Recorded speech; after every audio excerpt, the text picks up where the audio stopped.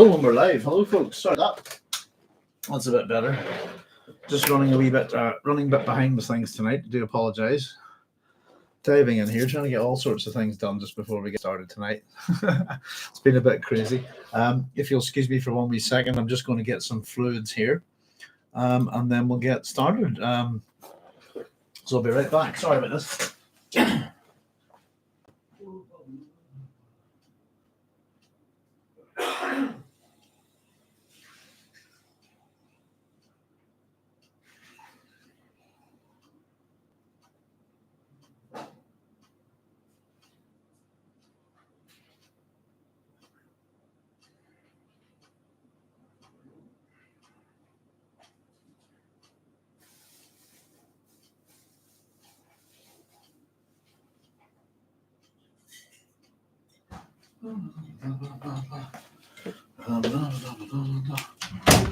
Ooh la la. Sorry about that, folks.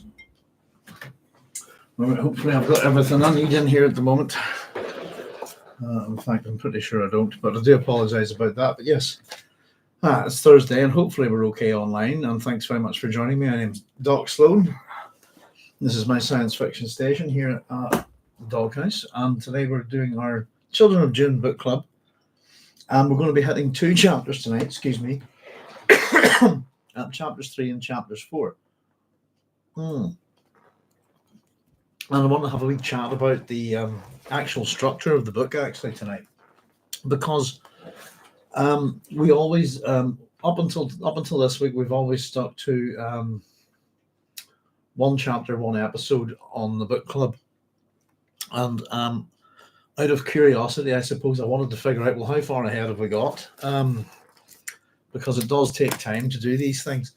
So based on me flicking through this copy of Dune, which is the Golance copy, I think we have a total of, let me just check, my count, and I might be wrong, 64 chapters, excuse me, which would mean 64 episodes, which would be 64 weeks, which would take us to well over a year. However, whenever I was doing a wee bit of work on these chapters, I noticed that they were quite short. And in fact, I suppose in a bit of a stylistic change for Frank here with Children of Dune, I've jumped ahead a wee bit to look at this. And I think, now, I'll probably sort of let you know what they are tonight, to be honest with you. And it's not for any desire to rush through the book club. It's simply that the chapters are too short to devote a whole episode to, I think. So what I've done, hopefully, and I'm pretty sure I did this. Let me just check where I've done it. Pardon me, as I've scribbled them all down somewhere. Now, I wonder where did I put this. Bear with me a second. It might be here. Yeah, I've gone with it at the start of the book here, basically. So it's just to let you know that there are a whole bunch of pairings of chapters within this book. Excuse me. And the way I'm looking at it is, if I've got 2 chapters together that are kind of 8 pages or less, that's equal to about an episode. So I've paired them up, and I'm just going to let you know what they are tonight, basically. Pardon me. So I suppose this means we're going to do two chapters together for these episodes. So this one is the first of those. It's going to be chapters 3 and 4. We're also, I suppose this is a bit funny, but we'll explain this as I suppose, sorry, as we go ahead, because the chapters aren't numbered. But I basically give them, when I hit an epigraph, I give it a number and move forward like that. So I'll let you know what they are as we go, if you like. But so it's 3 and 4, 7 and 8, 9 and 10, 26 and 27, 28 and 29, 31 and 32, 35 and 36, 37 and 38, 39 and 40, 41 and 42. Oh, that must be a bit of a mistake there. That's my bad handwriting. Sorry, it's 44 and 45. I always do myself a disservice there when I'm sloppy. 46 and 47, 48 and 49, 50 and 51, 53 and 54, 55 and 56, 57 and 58, and 60 and 61. So all of those chapters basically, pardon me, whenever we encounter them, I'm going to do 2 at a time. By my math, basically, I think that'll bring our total number of episodes for the book club down from 64 in total to hopefully about 48, I think, or so. Let me see. No, about 46. Yeah, which means that we can get it done within the year as well. And as I said, it's not to try and steam ahead or it's just they're pretty short. So tonight's 2 chapters that we're going to take a look at. For example, chapter 3 was 1, 2, 3. Call it 4 pages basically, and chapter 5, 2, call it 3. So together they were 7 pages, and it seems to be quite a common thing. As I said, I was just jumping ahead and putting wee numbers at the chapters just to figure out how long it would take us to work through this. Pardon me, I've got a dry old cough tonight. No decongestants in the house, so I do apologise. I know I'm usually a bit coughery, spluttery, but we'll get some fluids in us and get ourselves going. So yeah, the weather here's been a bit nuts, by the way. Excuse me. It's just been absolutely awful. But let me see, just to get ourselves organised. So that's, as I said, I'll hopefully be up on these title cards. You'll see it'll be chapter 3 and 4. Next week will just be chapter 5, and the following week chapter 6, and then the week after that, chapter 7 and chapter 8 will be together. Excuse me. And hopefully it won't affect the way we work or anything like that, but it's just a wee bit short, and it's nice to get a bit of movement going, I think, with the book club as well. Now, bear with me a wee second and I figure out where. Here we go, chapter 3. Just getting myself organised. I had so many little jobs to do just before I came online, including feeding myself. So it was one of those kind of stuffed 3 pork chops down we go. I hope that'll do. Where are we? Let's put that there. I'll put that there. Righty ho. So we've got 2 chapters ahead, folks. I'll just say hello by the Chaya Rivka saying shalom, shalom, Chaya. I hope you're keeping well. And Carlos Caselli saying, hey guys. Hi Carlos, good to see you. And Chaya Rivka says, still want to Zoom with you, but didn't want to impinge on your time away. Thank you very much. No, any time at all, really. I did have a very much, as I was saying when I was away, folks, because my shoulder had really got quite bad. That I was literally trying to do nothing with it, and not even, sitting at a computer or anything like that. It's been lots of little movements, and I'm using little 1 kilogram weights with it and stuff now. So getting there with it. But no, I appreciate that, Chaya. But yes, I'm delighted anytime. As I said, folks, I've had a sleep disorder since I was a kid. So the time that suits you will be fine with me, most likely, as long as it's not very early in the morning. If you see what I mean, between dawn and midday is not. I'm not at my best. I tend not to be able to think at all, But yes, absolutely, be delighted. I think we've got a few people sort of saying that as well, so we'll definitely have to try and organise something. And there's Babs Bilo saying, "Evening, Doc. Hi, Babs. How you doing? Thanks very much for joining us." And there's Cynthia saying, "Hi, Doc. Hi, all. Hi, Cynthia." And Babs is saying, "How do you all?" Says, "Yeah, thank you very much, folks. It's good to be here. Glad to be here on Thursday, which is kind of when we plan to be here." I don't know. I'm still not too sure about some of those things happening with those broadcasts, but it generally seems to be somehow tied in with the weather whenever we can't get on here. It's often that very, very sort of grey cloud that looks just like static or white noise, So we have 2 chapters tonight, folks, for your enjoyment, 2 for 1 special. Chapter 3 is going to take us on a little look inside the mind of Alia as she travels to meet her mother, Jessica, and give us a little bit of insight into what's going on there, I suppose. Chapter 4 is going to be a cutaway to, to something going on Salusa Secundus, the original world of House Corrino. and it's an interesting little thing involving Laza tigers, and that's going to be a key thing to the plot here as well. So we've got the plots developing, motivations, if you like, this kind of thing, tensions building, and I think, as we always like to point out, by the way, that we're going to get sort of tensions within the Atreides family here. Excuse me. And as we like to point out, they're well named, if you see what I mean. As you know, the Atreides are the interfamilial homicide, if you like, is what they're known for. So we're going to see maybe some little aspects of Alia's thinking here. Excuse me. I'm going to have to take some honey. I'll turn it upside down there. Let me see. And we're also going to get a little bit of memory within this that's going to, I suppose it's going to give us a little bit of insight into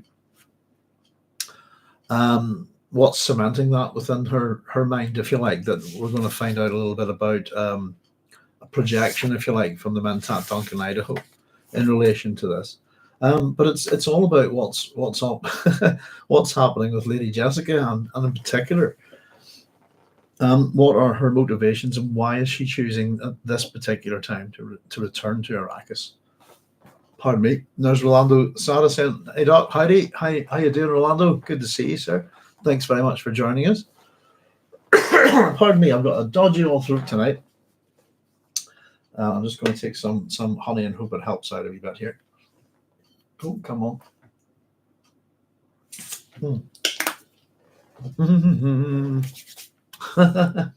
Right. Bear with me a wee second, folks. I'm not 100% ready to go here. I've got one other item to grab. I'll be right back, and then we're going to tear into this. Sorry about this. Badly organized day today.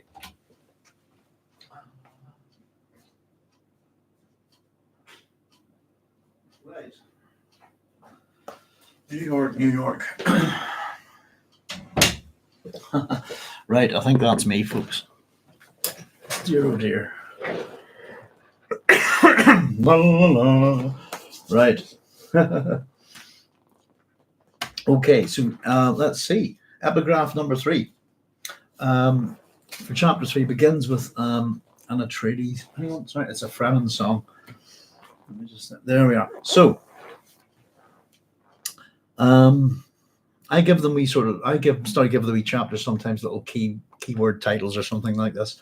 I'll just call this one The Mind of Alia Atreides, if you like. The siege at the desert's rim was Leit's, was Kynes's, was Stilgar's, was Muad'Dib's, and once more was Stilgar's. The Naibs, one by one, sleep in the sand, but the siege endures. Pardon me. And that's from a Fremen song. Sorry, my voice is terrible tonight. Usually does this at the beginning, and then once I start reading, it settles in. But it's very annoying. Sorry. Well, this needs to get clear, doesn't it? Okay. Let's try that again. So the siege at the desert's rim was Leit's, was Kynes's, was Stilgar's, was Muad'Dib's, and once more was Stilgar's. The Naibs, one by one, sleep in the sand, but the siege endures. Pardon me. It's giving us a lineage there, really. The siege at the desert rim was Leit's, and I'm assuming that this is Sietch Tabr that we're talking about. Bloody hell. Sorry, folks, I can barely speak. I hope it'll settle. And what I've got is I've actually made just a straight line of this, if you like, just here, just to get the order. And it doesn't quite make sense, I suppose. Unless, well, I suppose the thing is, it's the thing about Pardokines, isn't it?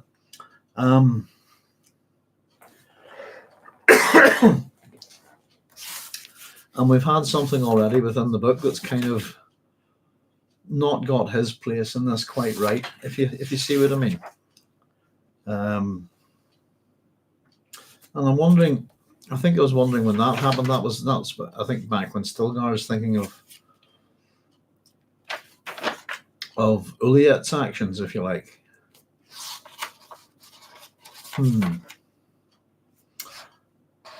So we should have Pardo to Leet, if you like. What we've got is Leet to Kynes.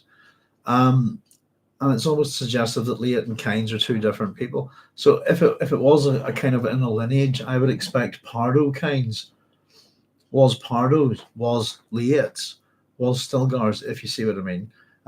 Was Leet's, was Kynes. Pardon me. And maybe that's possibly just some sort of re-emphasis on Leet Kynes, that he was known by maybe two different names.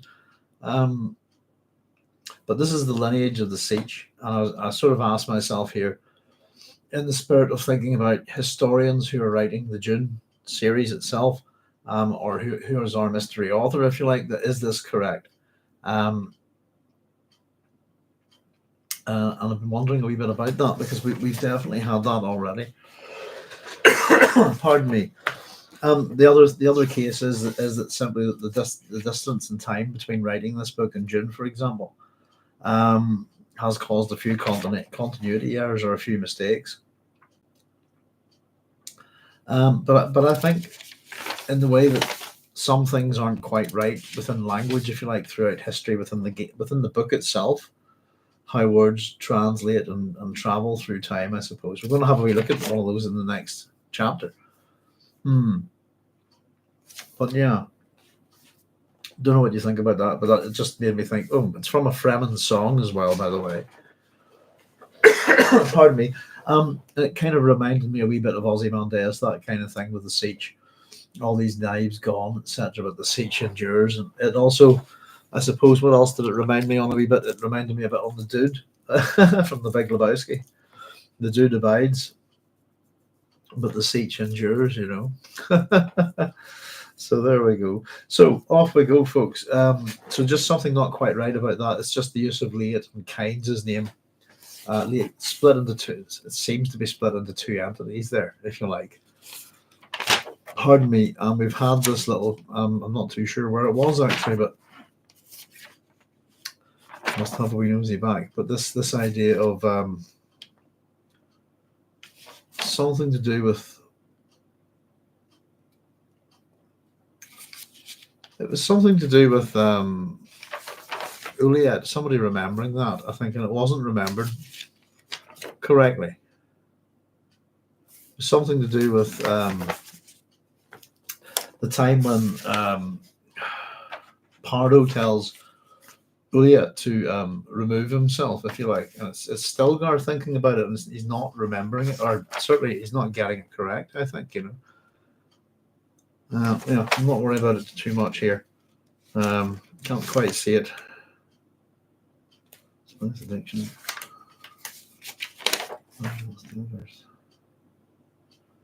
There it is. Sorry, I found it. I knew I highlighted it a certain way. It's Stilgar's thoughts here. This is way back, and this is our first chapter. Would she order him to fall upon his own knife as the Umu protector of Leet Kynes had been ordered? And would I obey her? And we sort of had a wee chat about that. That's Uliet and Pardo, and it's not what happened.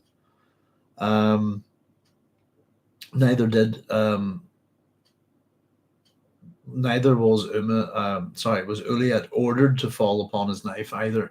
What happens in the book is he's told to remove himself. So it's interesting, and I suppose that the story of Pardo is in the appendices of Dune, and it really is. It's a good little prologue, probably 20-30 years before the action begins, you know. But just made me think, is that another little mistake? And is it a deliberate thing? Is it because we're getting this from a future point of recorded, someone's looking at this as recorded history and then writing these books, and we get all these different sort of epigraphs showing different aspects of culture and history, etc., from the Dune words. Are they getting things wrong here? And as we move down, we might have a bit of knowledge about this. So it's a curious thing to think about, folks. There's Joseph Smith saying, howdy, Joseph. How you doing, sir? Good to see you. We're just getting started, by the way, because I was very badly organized tonight. Apologies to everyone. So, Alia felt her heart pounding as she walked away from the twins. This is carrying on from the previous chapter. For a few pulsing seconds, she had felt herself near compulsion to stay with them and beg their help. And I've just made a wee note that this is sad, that we're going to get stuff here that will make us sympathetic for Alia, but then not so sad, I suppose. Immediately after, what a foolish weakness! Memories of it sent a warning stillness through Alia. Excuse me. Would these twins dare practice prescience? This is the question she's asking. The path which had engulfed their father must lure them. Spice trance, with its visions of the future wavering like gauze blown on a fickle wind. So we get some of Alia's thoughts here. And again, it's the spice trance is really the thing that I think the chapter is focusing on in relation to enhancing, augmenting, developing, making these sort of powers come to their fruition, if you like,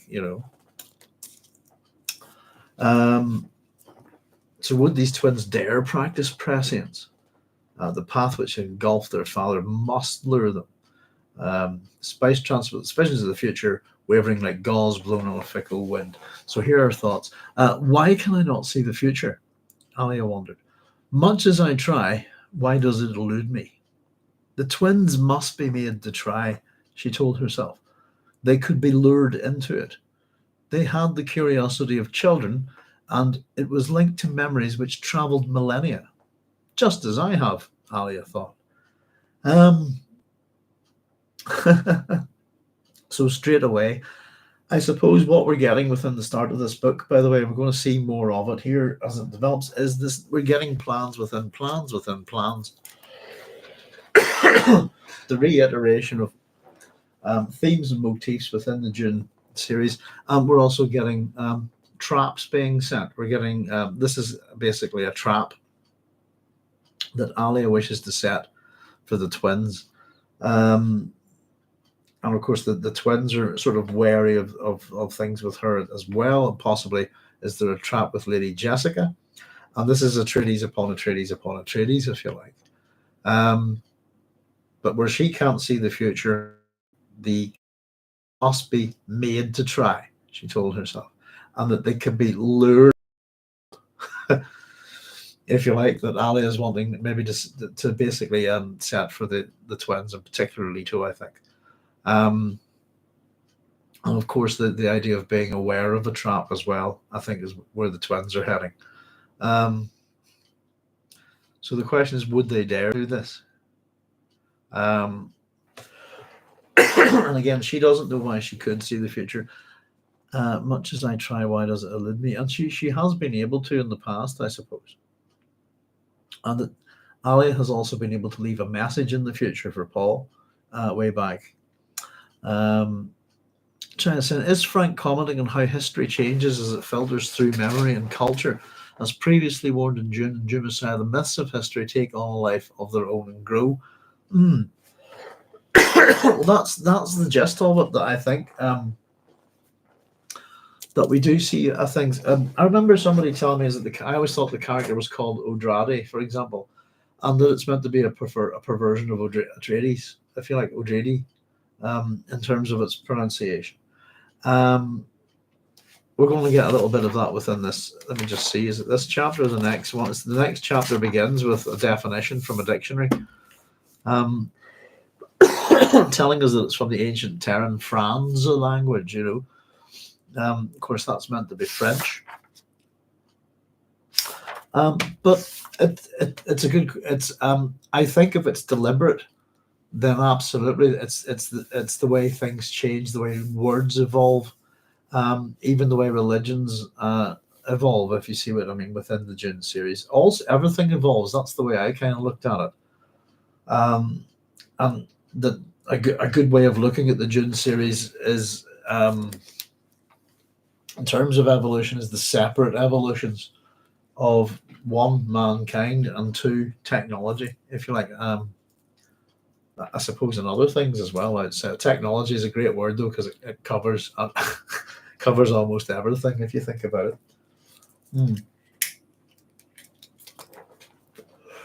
But yes, indeed, that's kind of what I thought.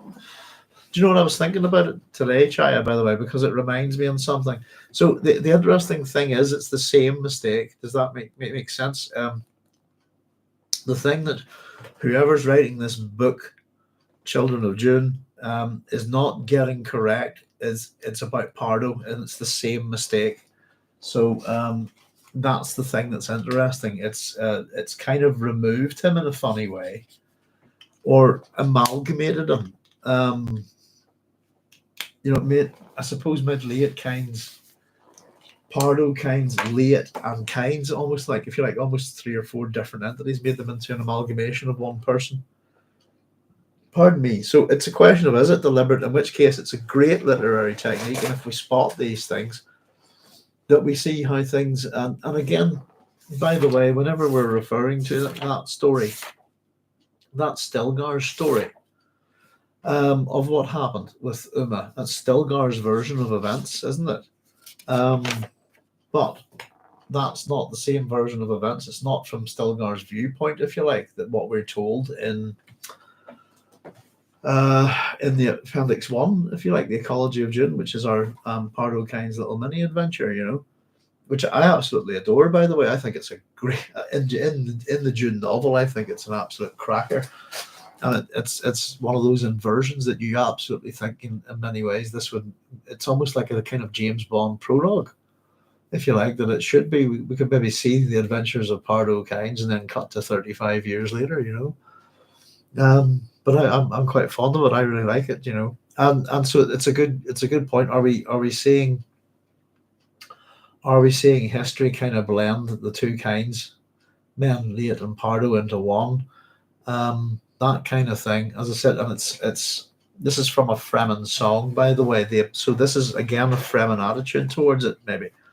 And again, what we saw in chapter 1 was also a Fremen Naib's attitude to the lineage, if you like, of the Sietch. Yeah, so it filters through memory and cultures previously worn. And Carlos is saying, good point, Chai. I believe Christianity and Islam are both good examples of this. Yeah, I think that you can see, particularly, I think within, as much as we talk about the Islamic influence on the Fremen, they are in no way Islamic. If you see what I mean, they're in no way Muslims. What they've evolved out of was Islam, but it's also other things. But yeah, that you can see the origins there. It's an interesting long-term exploration, if you like. That always it's one of those things that Frank talks about, is that we really don't think far ahead enough, if you like, or we don't have that sense of long-term thinking. So it's very possible that the rather sad alternative to it is it could just be mistakes. But I'm going to go with what Chai is suggesting. I think that's a good way of looking at it. Just out of curiosity, it's a funny thing, but it reminds me on something, and it's I'm a big fan of James Horner's music. Particularly the kind of Star Trek 2, Battle Beyond the Stars, and what's the other one, Krull. Those soundtracks in particular. But on Battle Beyond the Stars, and I'm not too sure what you call it, there's a piece of music that represents Space Cowboy, if you like, played by George Peppard, and he's obviously an alcoholic in the film, if you know what I mean. He's got his scotch and his soda on his belt and stuff like this. And his little leitmotif, if you like, it's a kind of wee trumpets going da da da da da da da da da da like this. It's his kind of da da da music, if you like. And if you listen to it, there's a point in it where, and I really like the tune, but there's a point in it where the trumpet loses it. I'm on two opinions about it, and it's this kind of thing. One is, as the poor trumpeter just ran out of air. Possibly the composer hasn't considered his needs, if you see what I mean. or doubled up on trumpeters to compensate, if you like. But it sounds like one of two things. Either the music kind of is really representing Space Cowboy, and his leitmotif just goes a wee bit drunk. It sounds almost drunken, if you see what I mean. Or it's the trumpeters run out of air, and you can. It's very noticeable on the recording to me, But I like to think the first rather than the second, if you see what I mean. Oh dear, oh dear. There's Nixie and Grid saying, I just found this book club. You just saved my night. Hi, Nixie and Grid. Thanks very much for joining us. You're more than welcome. Excuse me. We're reading through the third and fourth chapters of Children of Dune tonight. There are no chapter numbers, Nixie. So if you've got a copy handy, if not, don't worry, because I'm going to read it all. Excuse me. But it's the epigraph that begins the siege at the desert's rim. Was Leit's, was Kynes's, was Stilgar's, was Muad'Dib's. That's where we're kind of kicking through. And I'm very coffee at the minute tonight. Oh, that's annoying. Excuse me, I really must get some cough medicine. Pardon me. It's all the reading doesn't help. Let's see. So, bloody hell. Hang on a second, folks.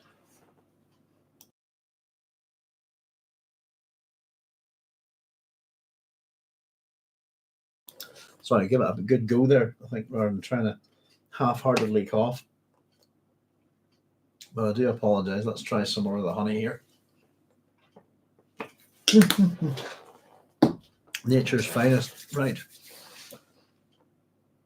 So Chai is saying, Rivka is saying, Stilgar is remembering a history from before he was born, or at least very young. And Carlos is saying, Malcolm, we're a small group, but very intelligent and attractive. Pardon me, I have a bad throat tonight, Nixon, so I do apologize. And Nixon, Grid is saying, thank you, I can tell.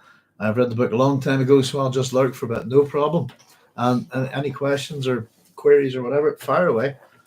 Let us know. Cynthia is saying, regarding the epigraph, the desert rim has also changed with the greening of half the planet. Where is the edge rim now? Where is the Sietch now? The rim, yes. That's a good point.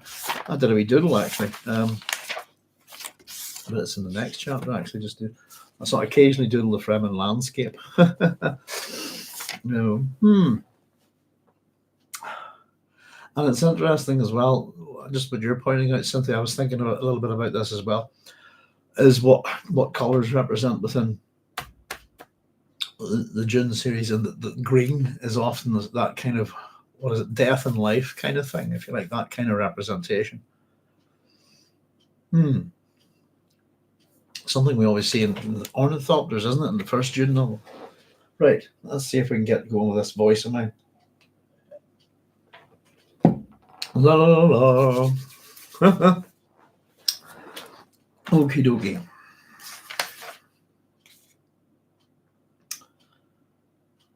Let's see. So, and why can't I see the future? Is the thing that's really bugging Alia. We're going to get a lot more focus, I suppose. We've had Paul looking forward to this prescient vision, this kind of thing. We're going to really get a lot of this is focusing backward at this point within this chapter, this book. The other memories, the kind of the more thing, of course, with the desire to have the prescient vision, the future. So her guards, were told, opened the moisture seals at the state entrance of the siege, stood aside as she emerged into the landing lip where the ornithopters waited. There was a wind from the desert blowing across the sky, but the day was bright. Emerging from the glow globes of the siege into the daylight, sent her thoughts outward. So she comes out. I quite like this. There's some good writing in this chapter, actually. Now, again, so here we go. This is the first time, I suppose, we're really getting to the crux of the question. Why was the Lady Jessica returning at this moment? We're going to get this several times throughout the chapter. There's at least 6 times minimum that this is asked, I'm pretty sure. So why was the Lady Jessica returning at this moment? Had stories being carried to Caladan, stories of how the Regency was. And so this train of thoughts interrupted by one of her guards. We must hurry, milady, one of the guards said, raising his voice above the wind sounds. So if they heard, is it that kind of what she heard, basically? And I've scribbled down for this page, plans within plans within plans. Pardon me. So Alia allowed herself to be helped into her ornithopter and secured the safety harness, but her thoughts went leaping ahead. Why now? That's number 2, really. As the ornithopter's wings dipped and the craft went skidding into the air, she felt the pomp and power of her position as physical things, but they were fragile. Oh, how fragile. That's a lovely little bit of writing there from Frank. It's well done. It's just good use of the language itself, the alliteration, that pomp and power of her position as physical things. There's kind of and then that fragile, how fragile. It's well done. Why now? Again, it's to do with the timing of it, if you like. What we call kairos, isn't it? That's an important thing. Goodness, what's that? Bear with me a second, folks. It's not kairos at all, is it? What am I thinking on?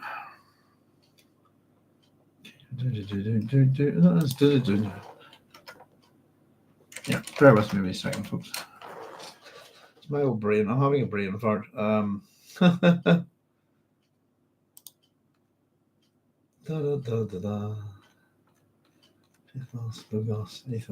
Kairos. That's it. I've scribbled that down wrong and I knew it wasn't right. Let me just fix that. Kairos is kind of the right time, timeliness, if you like. It's quite important within. It's a kind of rhetorical device, if you like, knowing the right time to say the right thing, if you like, this kind of thing. And the timing of it, Kairos. There we go. Who's Kairoi? I think is interesting. It's the main focus of Alia's inquiry here. That why now? Why is she coming here? But why now? What's happened? What's changed? And as the ornithopter's wings dipped and the craft went skidding into the air, she felt the pomp and power of her position as physical things, but they were fragile. Oh, how fragile. Why now, when her plans were not completed? And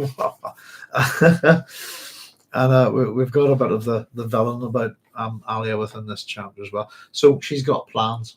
And again, I suppose they involve consolidating her power. Who knows at this point really what's been going on and what's in her head. Got plans and she's up to something. So we're told the dust mists drifted, lifting, and she could see the bright sunlight upon the changing landscape of the planet. Broad reaches of green vegetation where parched earth had once dominated.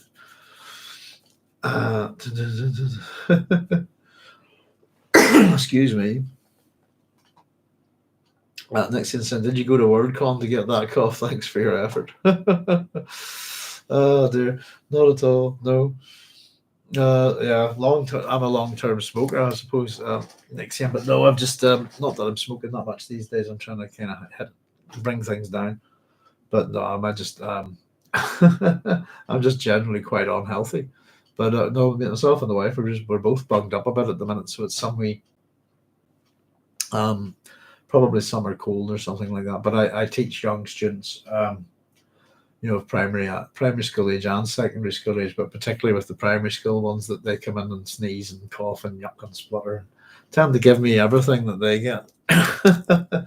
So, but no, I don't know, for some reason, whenever I start doing this show, and it's just been a thing, and I don't know if it's just the way you start talking, projecting your voice for the microphone, but I always kind of cough and splutter about it at the beginning. And I just have a bit of bother with it. And I don't know, it's just like it just starts then. And then as a wee bit of time goes by, it gets better, But I do an awful lot of talking, I think, as well. But no, I suppose you're trying to politely cough and keep it away from the microphone when you really want a good old cough to clear your throat. I wondered about the mechanism for re-greening Arrakis. Wouldn't the soundtrack just seal away any moisture introduced into the environment? Mm. Well, I think it's kind of that they seal them off first. I think, don't they? Absolutely. That's what caused the planet to end up that way. So I think it's maybe creating artificial barriers and channels for the soundtrack, sealing off certain areas, and then kind of bringing in the water. But the areas, I suppose, maybe like the what do we call it? The shield wall, for example. Within that, the worms can't get into that, so that would make sense for that area to have water, if you like. But it's yeah, I don't know. It's tricky. We're kind of finding things out as well within this chapter. The next chapter, I suppose we didn't think were possible, but it's an incredible amount of change to have, I suppose, on this desert planet within such a short time, isn't it? Larger quanets, says Chaya. I don't know if anybody's ever been over to Amsterdam, and just to see how you can. There's all sorts of museums and stuff over there, and tours and things. But just in general, how the city is built, how the city was built from ancient times. Putting down piles and creating dams and things like that. It's fascinating. But engineering feats like that, are pretty cool. There was some sort of engineering feat going on. Oddly enough, it was been outside of, I think, the main station there, Central Station. Goodness gracious! And it started whenever I started going over there, which is probably about 1993 or so, like that. And I think it was just finishing the last. They'd finished up this construction, sort of reclaimed, land from the water. This kind of thing. It's quite interesting. But yeah, larger planets. But I thought there wasn't enough water yet. Can't be imported. Yeah. I mean, well, again, we have all the water that it's an interesting thing. How much water have the Fremen been keeping concealed underneath the planet, if you like, underneath the surface for all this time? And I suppose we're going to get some stuff. I don't know. Again, it's been a good while since I've read this book, so apart from jumping ahead to see how many chapters are ahead, that's about it. Really, my memory's not the best on it, but hopefully we'll find out a little bit more as we go. But yeah, no, I think that it's the thing that I've never really understood is that the idea of importing water to Arrakis being ridiculously expensive. And if you have, I suppose, water planets, ocean planets rich in water, depending on their size, and Arrakis is not meant to be that big either, I think, which is possibly something that contributes to it, But yeah, as much as the sand trout would insist and seal off and insist any water, I think that what's done to them is an artificial form of that they're sealed off and prevented from getting access to it. And it's kind of like hurting them, if you like, almost, isn't it? So there are areas for sand trout, sandworms, but sealed off zones, Let's have a wee look. So back with her thoughts here. Without a vision of the future, I could feel. Oh, what magic I could perform if only I could see as Paul saw. Not for me the bitterness which prescient visions brought. It seems a little bit, it's like a dependency. I think Alia is determined to have a vision just because it would give her affirmation or confirmation or something like that, I suppose, of whatever her plans are. She's looking for an oracle to confirm her actions, basically. Pardon me, very much like that Greek sort of stuff that we were talking about. If we get to the end of tonight and we maybe have a wee minute or two, I'll maybe grab that little passage from Herodotus that I was enjoying so much at the start of the book, just in terms of oracles and things like that. And so as a ruler, Alia is no different than so many other rulers throughout history, is that she'd love the oracle, the seer, the person that can see into the future, the Pythoness, to confirm that they're on the right action or on the right path, this kind of thing. It was a very interesting one about horses and snakes. and I think it's King Croesus, and how the oracle is misinterpreted. If you see what I mean. So not only is it visions, as I think as we've seen, they can be misinterpreted, they can also be not accurate. But there's a little bit, not for me, the bitterness which prescient visions brought. So what I've put is that what we have instead is the bitterness that the lack of prescient visions have brought instead. And that of course that she could go to the future before, you know. A tormenting hunger shuddered through her, and she wished she could put aside the power. And again, that's something a little bit more sympathetic towards her, isn't it? It's it's like there's something hanging on there to her Atreides values, if you like, and this continues here. Oh, to be as others were, blind in that safest of all blindness, living only the hypnoidal half-life into which birth shock precipitated most humans. But no, she had been born in Atreides, victim of that eon's deep awareness inflicted by her mother's spice addiction. Why does my mother return today? That's the fourth time she's asked that question. So there's a bit of a resentment for her situation from Alia.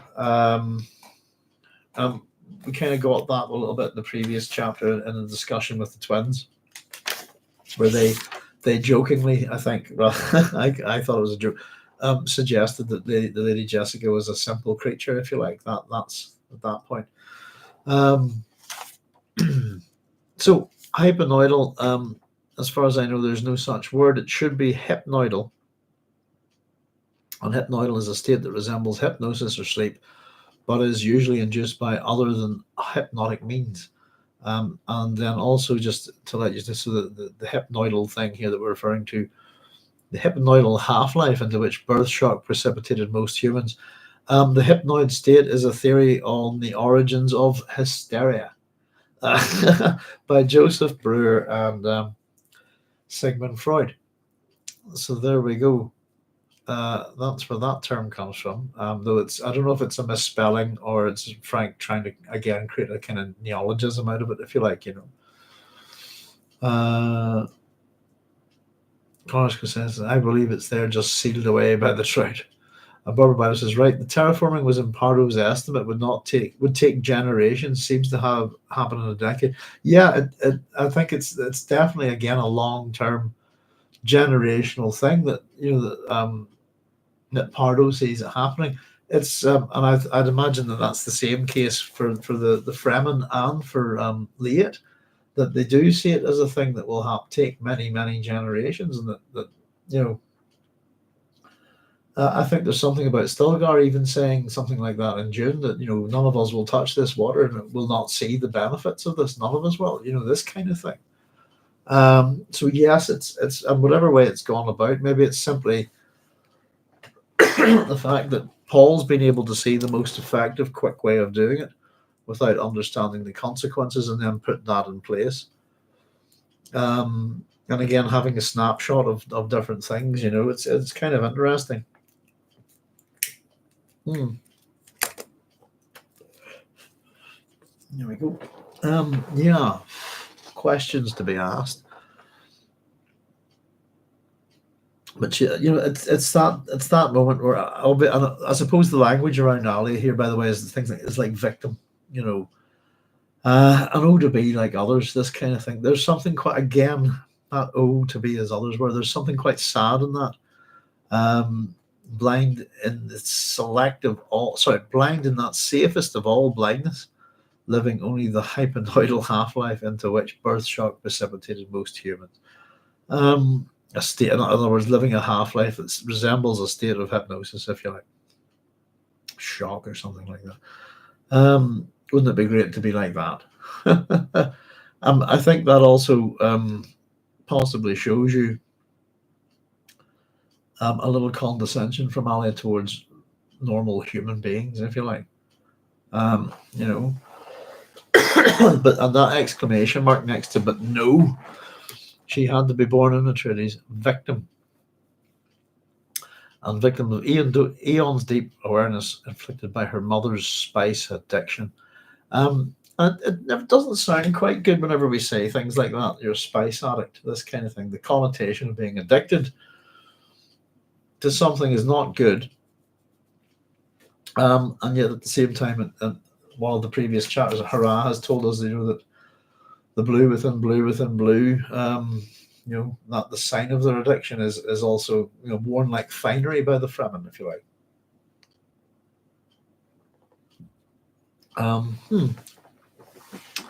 But yeah, if anybody, I've made a wee note here, by the way, anybody wants to know more about the hypnoid state, the theory of the origins of history, see Wikipedia under that word, but drop the O from Frank's spelling. Hypnoidal is a no-go. Hypnoidal's fine, and the hypnoid state.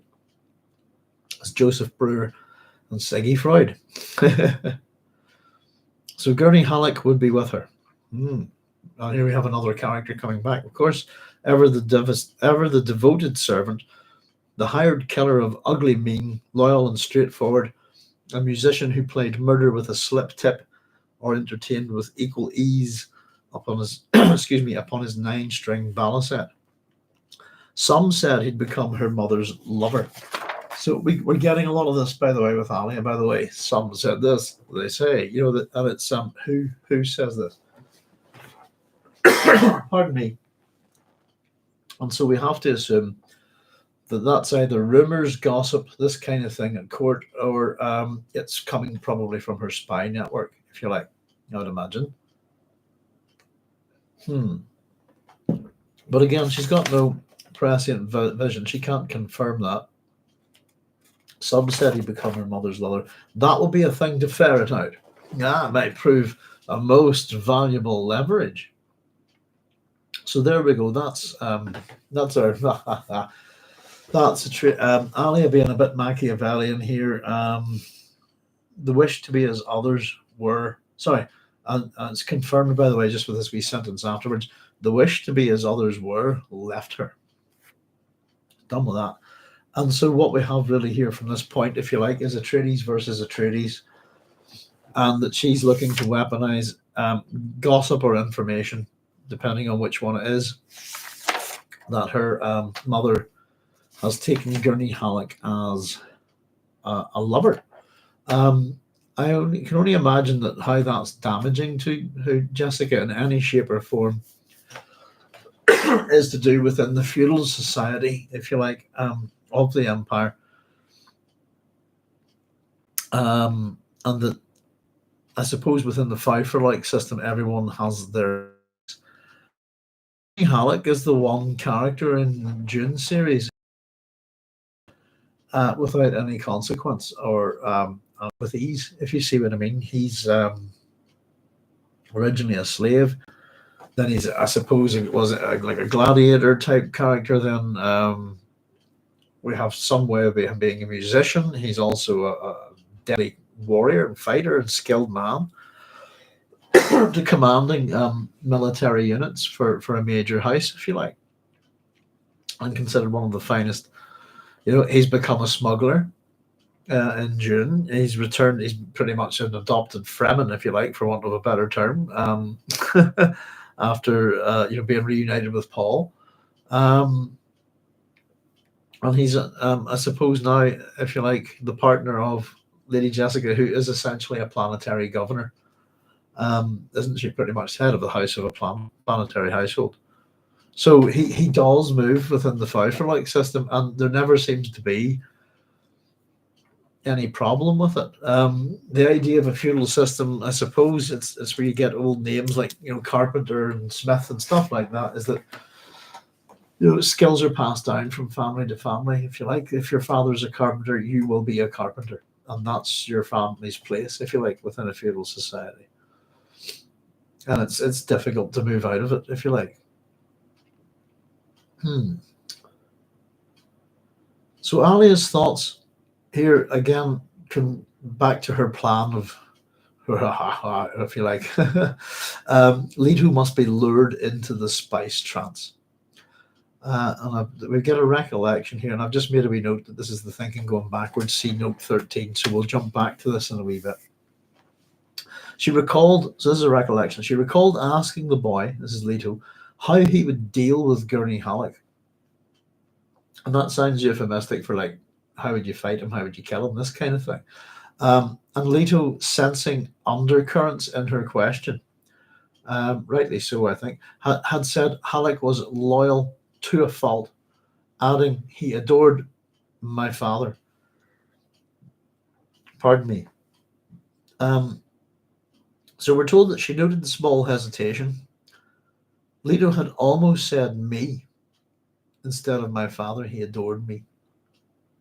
Yes, it was hard at times to separate the genetic memory from the cord of living flesh. Gurney Halleck would not make that separation easier for Leto. A harsh smile touched Alia's lips. We are really getting some aspects of villainy about her, aren't we? Or villainy. Sorry. Gurney had chosen to return to Caladan with the Lady Jessica after Paul's death. His return would tangle many things. Coming back to Arrakis, he would add his own complexities to the existing lines. He had served Paul's father, and thus the succession went. Leto the first to Paul, to Leto the second. And out of the Bene Gesserit breeding program, Jessica to Alia to Ghanima, a branching line. Gurney adding to the confusion of identities might prove valuable. What would he do if he discovered we carry the blood of Harkonnens, the Harkonnens he hates so bitterly? So as I've put, is this a projection forward then? As the Alia has been looking at sort of possible outcomes, if you like. The existing lines, it reminds us of Paul. Yeah.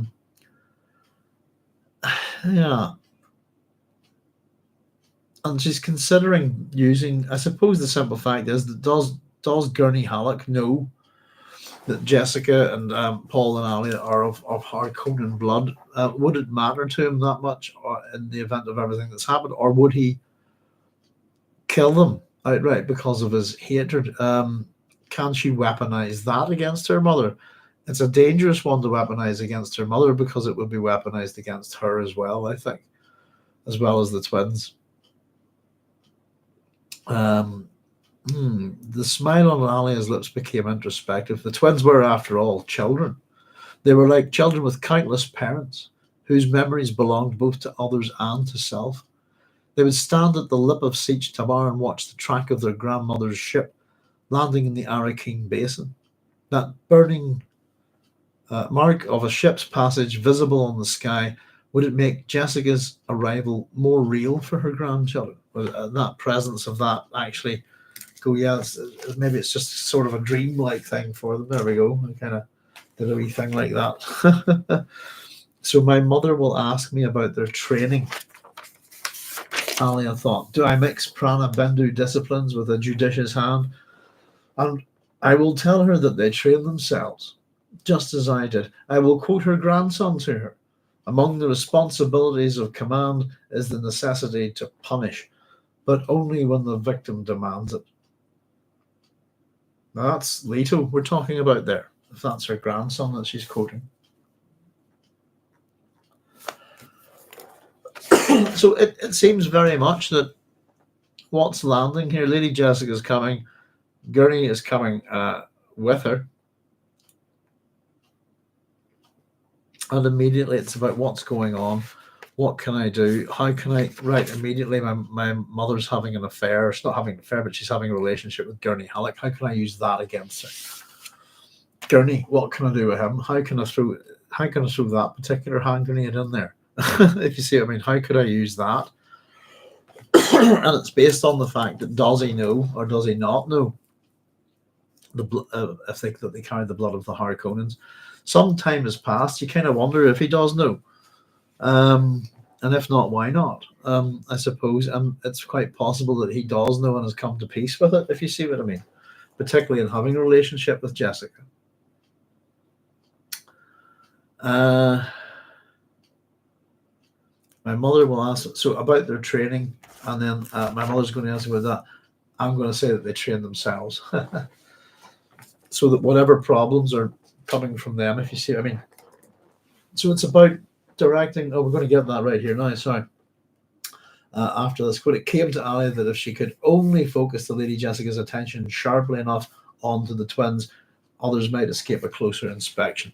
The others escaping the closer inspection is of course herself and whatever she's up to. So this is the aspect of her plan, really. I suppose there's different parts to it here. That she's possibly going to weaponize what she knows about her mother against her. She's possibly going to drop that kind of everyone you know is a Harkonnen hand grenade onto Gurney just to see the damage there, and she's going to make a suggestion that the twins, with all their abilities, etc., are training themselves, and that's probably coming from the use of other memory. And I suppose the idea of that is to alarm Jessica, possibly to make her focus on the twins and not pay as much attention to Alia. So the whole idea, I think, is for her to figure out what's going on, how can she weaponize certain things, and how can she avoid, I suppose, the Bene Gesserit scrutiny to see if she is an abomination or not. In other words, look at them, don't look at me, I think, I suppose, is the nature of it. And there's still more to that plan, ultimately, but it's to get Leto to see the future, I think. Alia's thoughts are such a thing could be done. Leto was very like Paul, and why not? He could be Paul whenever he chose. Even Ghanima possessed this shattering ability.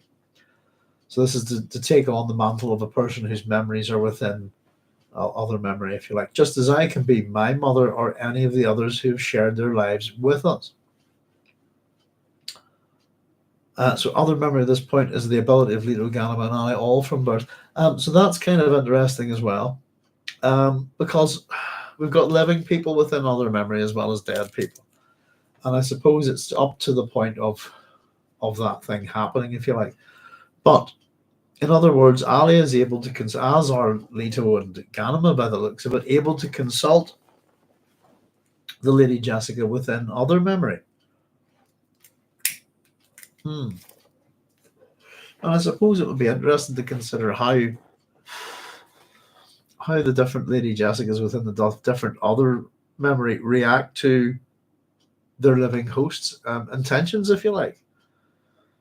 So we're kind of wondering is the Lady Jessica within Alia being non-cooperative, if you see what I mean. Bear with me a wee second, folks. Just going to open a window a wee bit here. Oh, there we go. A bit more air in. That's better. Let me catch up with your comments there, folks. Let's see. China Sen Mine says hypnoidal. Are you saying drop the O?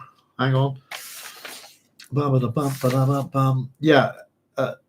Yours says hypnoidal. No, that's mine doesn't. Mine says hyponoidal. So mine has an extra. I'll show you what mine has. Try it. Hang on. This is what my copy. That's what my copy says. Hyponoidal.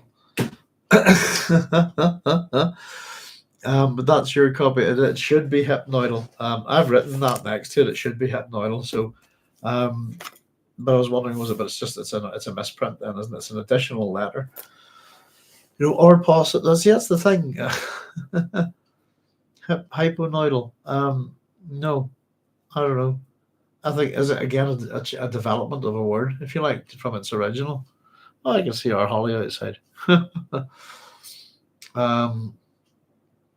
So no, hypnoidal like that is correct. If you look at I've typed in the word the way it's spelled in my book is hyponoidal, and so it's the first O that we're dropping there, but it should be hypnoidal.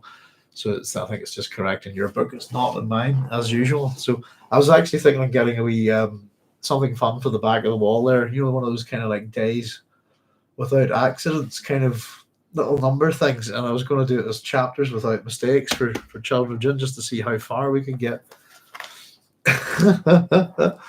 Oh dear. Nixian's good saying I have to go now, but thanks so much. We'll replay with your other videos later. Good night. Thanks very much, Nixian, for popping in. Take it easy.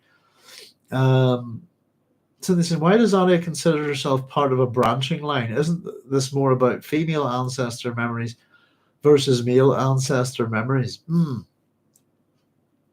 I suppose. Let me see. The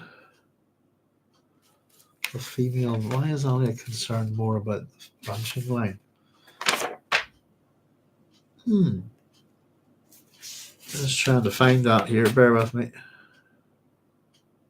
Leto to Paul. So Paul's father and thus the successor meant Leto the first to Paul,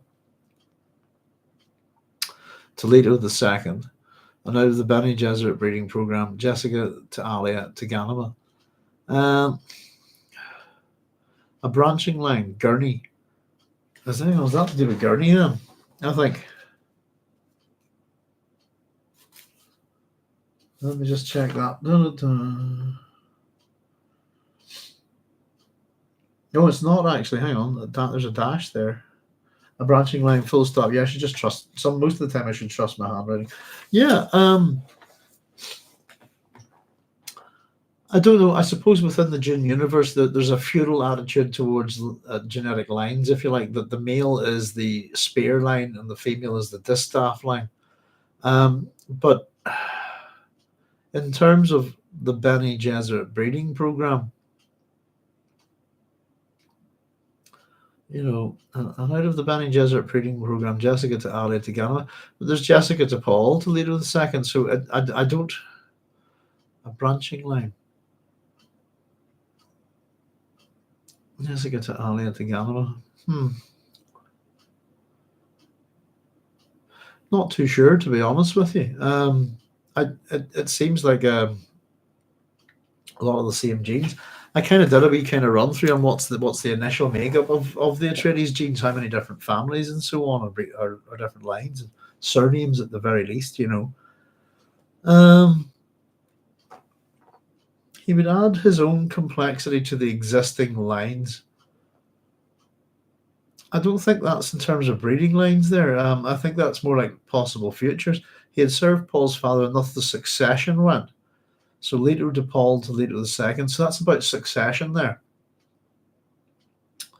As in who rules, if you like. Out of the Bene Gesserit breeding program, Jessica to Alia to Ghanima. I suppose secretary to steward, regent, if you like. A branching line. Gurney adding to the confusion might prove valuable. I'm not sure, to be honest with you. Is there maybe a suggestion that Gurney could breed with Jessica and produce? Jessica would want to have to choose to have a child by him. I suppose. I have no idea. To be honest, it's a good question. Part of a branching line, isn't this more about female ancestor memories versus male ancestor memories? Is it? Obviously, the Bene, sorry, to the male memories, but the question becomes: is that the case with Leto and Ghanima, or is it that one of them can see the male and the other female? But I'm pretty sure that Alia can only see the female line here. I think that's what I get from it.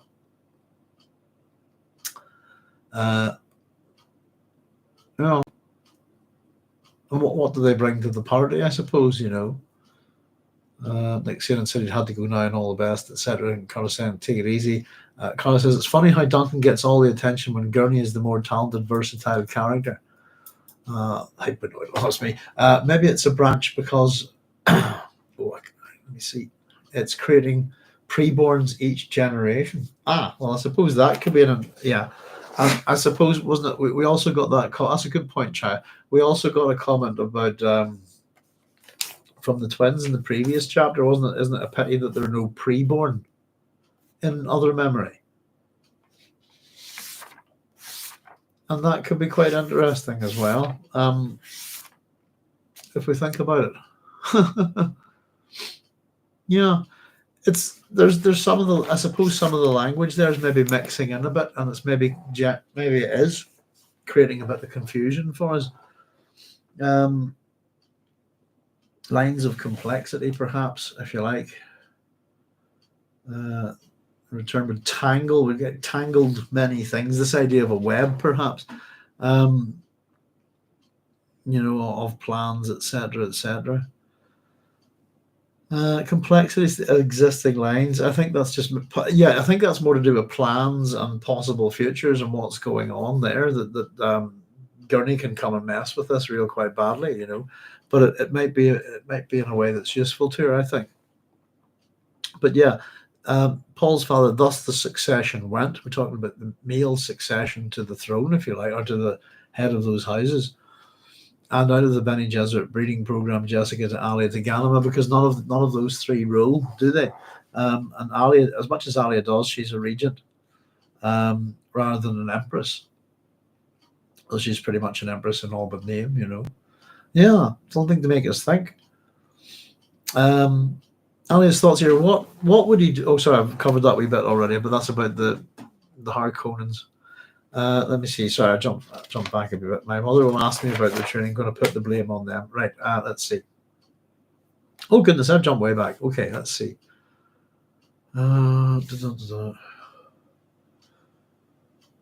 Yeah. So the thoughts, can this be done? Just to recap, then Leto was very like Paul, and why not? He could be Paul whenever he chose. Even Ghanima possessed this shattering ability. So there it is there. That's even Ghanima possessed this ability. So Ghanima can be Paul too.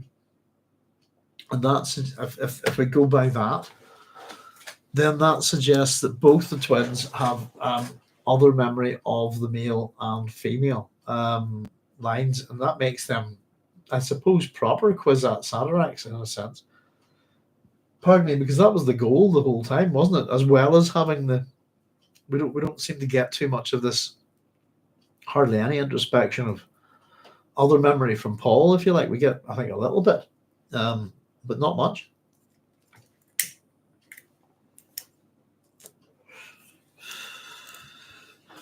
I said one of the fun things I thought about the other day, and it really would be quite fun. It's just a thought exercises with the potential of abomination, with the Baron Harkonnen taking over Alia.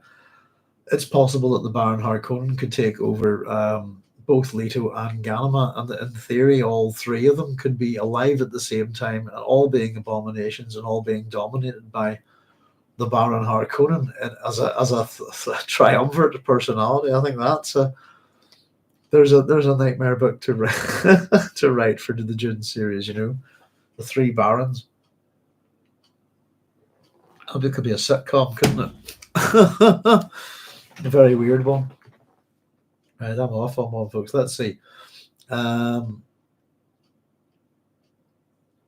Just as I can be my mother or any of the others who have shared their lives with us, or any of the others, it's again that's suggestive. Can she be, just like them? Is she able to see the male lines then? Because it doesn't exclude males from that sentence. Just as I can be my mother or any of the others. So who are that? Who we have shared their lives with. And I suppose, really, from Alia's point of view, if that's passed on from Jessica in birth, then that must be a female line. I don't know. We've got to pay attention to this a wee bit. I think it's a tricky thing. Other memory is a tricky thing within the books, I think. She veered away from this thought, staring out at the passing landscape of the shield wall. How was it to leave the warm safety of water-rich Caladan and return to Arrakis, to this desert planet where her duke was murdered and her son died a martyr? That's the fifth question that she's asked. That why did the Lady Jessica come back at this time? That's number 6. Alia found no answer, nothing certain. I think, is that what she really seeks? Isn't it certainty? Ultimately, which is full prescience would give you certainty of action, but nothing certain. And so she's just like a normal person. And I suppose that's the interesting thing about these people not being wanting to act on their own ideas, but with the normal awareness that we all have, I suppose. She could share another's ego awareness, but when experiences went their separate ways, then motives diverged as well. The stuff of decisions lay in the private actions taken by individuals. So I think that's the important bit. I think that's suggestive that, for example, Leto, Ghanima, and Alia all have a version of Jessica Atreides inside their memory. And it's a question of, so that personality of Jessica and its memories and knowledge is the same in each person, but how that Jessica would react to each of the different abominations is possibly different based on their actions and their morality, if you see what I mean. So it's inclined, I think, that way that the Jessica that's within the twins' other memory is inclined towards helping them. I think the Jessica within Alia's other memory would not be inclined to help her, would be probably be silent. For the preborn, the many born Atreides, this remained the paramount reality in itself, another kind of birth. It was the absolute separation of living, breathing flesh when that flesh left the womb, which had afflicted it with multiple awareness. Pardon me. We're told that Alia saw nothing strange in loving and hating her mother simultaneously. Love and hate are, I suppose, at extremes, aren't they, of that spectrum, if you like. But we talk about love-hate relationships all the time, don't we? And I think often it's not real hatred, is it? Those kind of things. But we're told it was a necessity, a required balance without room for guilt or blame. Where could loving or hating stop? Was one to blame the Bene Gesserit because they set the Lady Jessica upon a certain course? Guilt and blame drew diffuse when memory covered millennia. So the sisterhood had only been seeking to breed a Kwisatz Haderach. So we're going to get a little bit of exposition here, I suppose. The male counterpart of a fully developed Reverend Mother and more. A human of superior sensitivity and awareness. The Kwisatz Haderach who could be many places simultaneously, and the Lady Jessica merely a pawn in that breeding program. Had the bad taste to fall in love with the breeding partner to whom she had been assigned. And it's interesting to hear of a duke being referred to as a breeding partner. That's the Bene Gesserit's view of him, I suppose. Responsive to her beloved duke's wishes, she produced a son instead of the daughter, which the sisterhood had commanded as the firstborn. And Alia's thoughts go on with this, leaving me to be born after she became addicted to the spice. And now they don't want me. Now they fear me with a good reason. And I've put in there, that's the villainy that's starting to come out, if you like. Fear, you better fear me, this kind of thing. So the Bene Gesserit problem I've written here. Here's their problem. They had achieved Paul, their Kwisatz Haderach, one lifetime too early, a minor miscalculation in a plan that extended. I've got a problem with this, folks, here. And I'll tell you what it is in a wee second, but I'll tell you what, we'll catch up with your comments first of all. Cynthia said, we know from Dune that Feyd-Rautha was an alternate genetic line for the Kwisatz Haderach. Yes. Maybe we see the Baron thinking here and seeing his own family as a branching line. We forgot about that, hadn't we? Yeah. There was, that's a good point. Chaya said, Alia's inner Jessica is different than the twins' Jessica because Paul is 15 plus years older than Alia. His version of Jessica branched earlier. Yes. That's right, I suppose, yeah. I'm just trying to think in terms of the other memory of Leto, Alia, and Ghanima. I'm trying to think how the other, what aspect of the Jessica would it be the same one for the three of them? But yeah, Paul's 15 years older than that. It always makes me wonder why nothing was done within that 15 years, if you like, as well. It's one of those questions, isn't it? Yeah, I've got a wee problem with this bit here, folks. I don't know. Maybe somebody can check your text for me. Let me just read this again. It's about the Bene Gesserit problem. So let me just see. Find this in the book. Let me see. Right. This is note number 22. I don't know what you think about this. This seems badly wrong to me. It's the paragraph that begins, they'd achieved Paul. So what I've got here is they'd achieved Paul, their Kwisatz Haderach, one lifetime too early, a minor miscalculation in a plan that extended, full stop. And now they had another problem.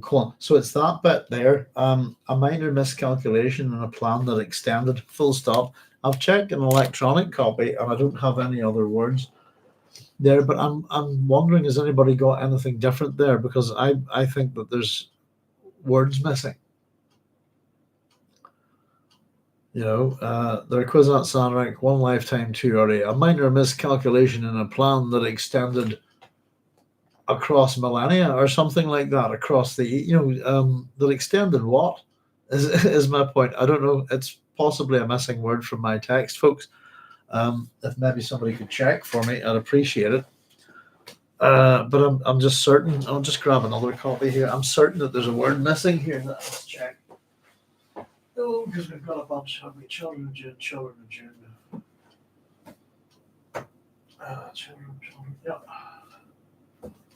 Grab that one. There we go. Sorry, let's just have a wee nosy at the ones that I've got here. But I've got 2 for 2 that don't. And again, maybe it's Cynthia said, yeah, my version is the same as yours. A full stop after extended. Agree that it seems incomplete. I have the same. A plan that's it does seem incomplete, doesn't it? Let me have a wee quick check here. Though it tends to seem, within all the different copies that I have, the mistakes tend to be the same, sadly. But let's just have a wee look. A plan that extended, full stop, no further. Yeah. Right, let's have a look at this one.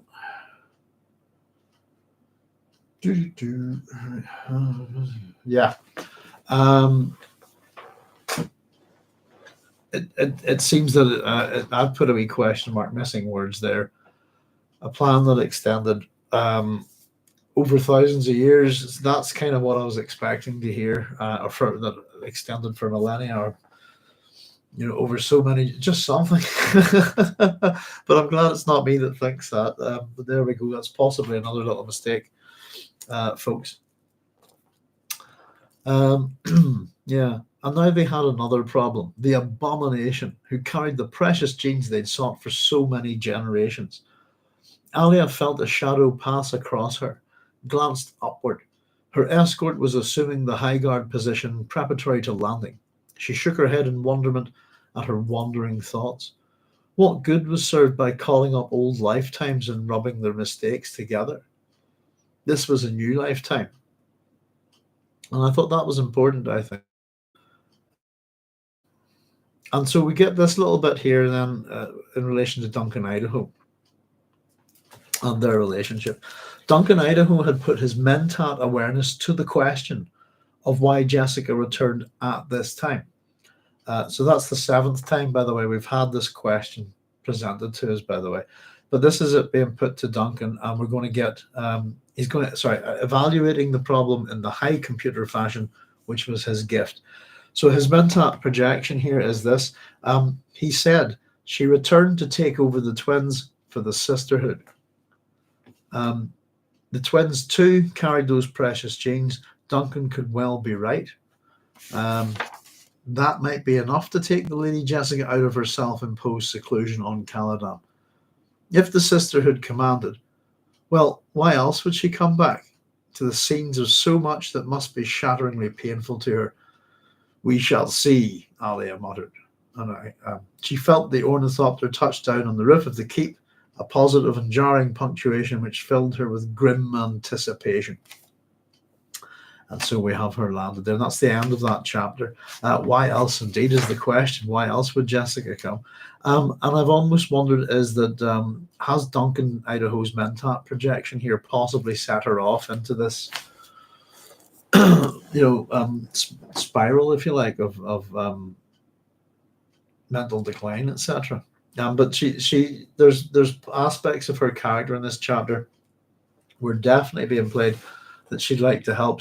Part of her desperately trying to emerge there, I think. And that part of her personality seems to be suppressed then. And we're not overtly getting the Baron punching through here, but I think it's what somebody said there. Yes, indeed. Who was saying there? Cynthia was saying maybe we see the Baron thinking here and seeing his own family as a branching line. There was a part of this chapter where I actually thought that it was a back and forth between her and the Baron, but I wasn't too sure. And let me just find it. Let me see. There's Alia. So it was such a thing could be done. Leto was very like Paul, and then you get, and why not? He could be Paul whenever he chose. Even Ghanima possessed this shattering ability, just as I can be my mother or any of the others who've shared their lives with us. And shared their lives with us as a plural there. But it's that Alia's thoughts, there's just such a thing could be done. Leto was very like Paul, but it was that, and why not? Such a thing could be done. There seem to be different aspects of a personality, perhaps, there. I suppose they're going to be two very different personalities, aren't they? Excuse me. So that, folks, is the end of We Shall See. Tension building and rising. And we're certainly, the next chapter, we still haven't got to Lady Jessica. We're building in anticipation for her arrival, aren't we? The tension's building. This is Alia's plots. We get a good insight into what's going on in her head, but it's still not really revealing too much at this point. And it's, there's sympathies there for her, but she also seems to be working against the twins. The good old House of Atreides, if you like. The House of Pelops, actually. The Pelopids.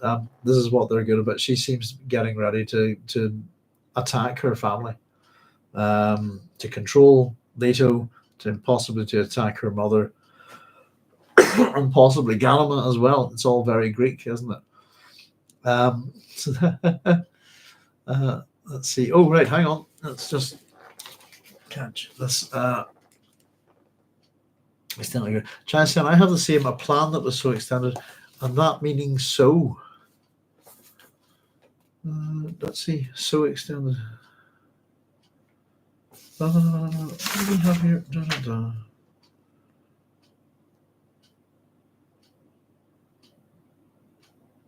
A minor miscalculation in a plan that was so extended.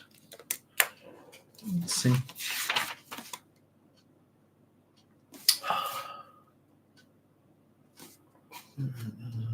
Yeah, no, okay. I've just got I have a minor miscalculation in a plan that extended, full stop. So extended. Yeah, I'm missing two words from that then. Was and so. Let's just see. Sorry, I'm just putting this into the book here, folks. Calculation in a plan that there was so extended. Again, it's still, or exclamatory that if you're wearing that. Yeah. That was so extended. All right. Yeah, I planned that. Hang on. Could that be?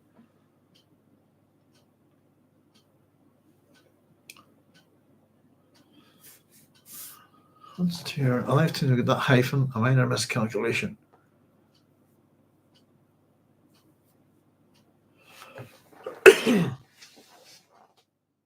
Well, that makes a lot more sense, actually. Chaya, a minor miscalculation in a plan that was so extended. That makes a hell of a lot more sense than just in a plan that extended. A plan that was so extended, yeah. Paul. Or an exclamatory that. Do you have a question mark at the end of that? Chaya, by the way, is that a plan that was so extended? Question mark. Did Chief Boulder quiz at Sarek one lifetime too early? A minor miscalculation in the plan that was so extended. I don't think, probably not, actually.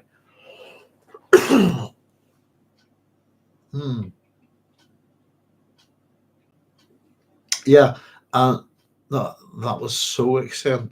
Yeah. Anyway, that's oh, sometimes it gets to you, doesn't it? It doesn't get to you, but it gets a bit funny. It gets a bit confusing sometimes trying to figure some of this stuff out. Not good when we all hit the mistakes, that, oh goodness gracious. But as I said, all books have errata, folks, don't they? But it is kind of fun. But I kind of pride myself on finding the gaps or little things. I just, oh, here we go. Here's something here. So all about, yeah, the anticipation, if you like, of Jessica arriving. What are her motivations? The kairos, if you like, the timeliness of it. Why now is, and it seems that why now is that Alia has plans in motion, and that this timing is not good for Alia's plans. I suppose the other thing we really need to consider is, what are Jessica's motivations? She's gone against the sisterhood before. And I suppose, is she actually working for them? Has she, as Duncan Idaho has said, come to take over the twins for the sisterhood?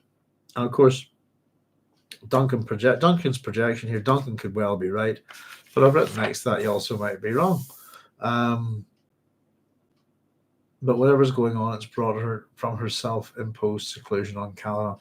Of course, she's not considering that it could be that she just wants to see her grandchildren and herself, just to see them after all this time. Pardon me, let's see, Chayarivka says, I have issue with Minor, one generation off, huge consequences for the universe. I have a period after extended. Where's that? Sorry, Minor.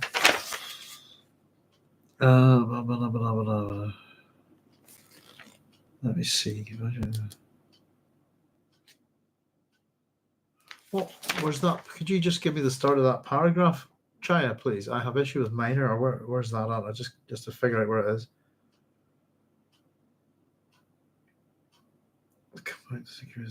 Minor. Let's see. Oh, a minor. Sorry, that's the same thing, isn't it? A minor. I have an issue with Minor. One generation off. Huge consequences for the universe.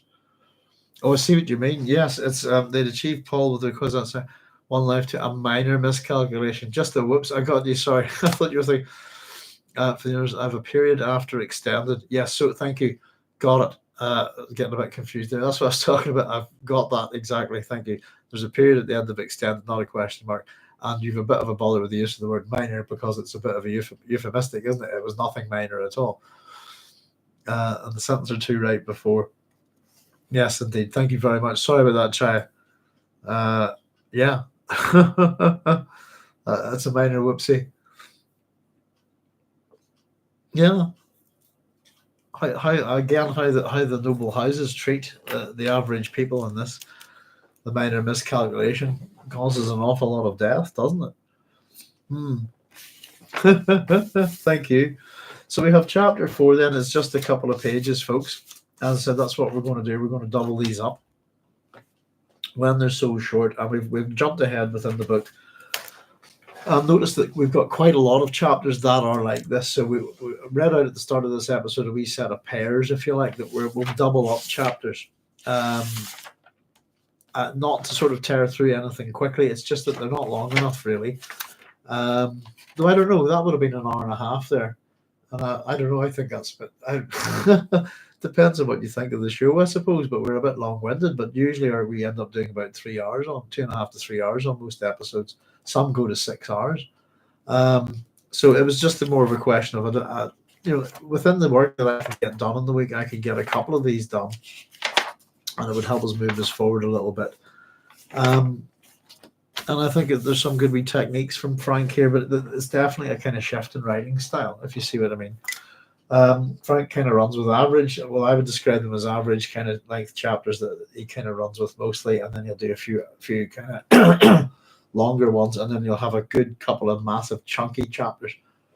Usually one right near the end, usually one thrown in near the middle. This kind of thing, So the approach to even how big the chapters are in this book is very different from the rest of the writing that we've seen up until now. There's a lot more chapters, but they're a lot shorter.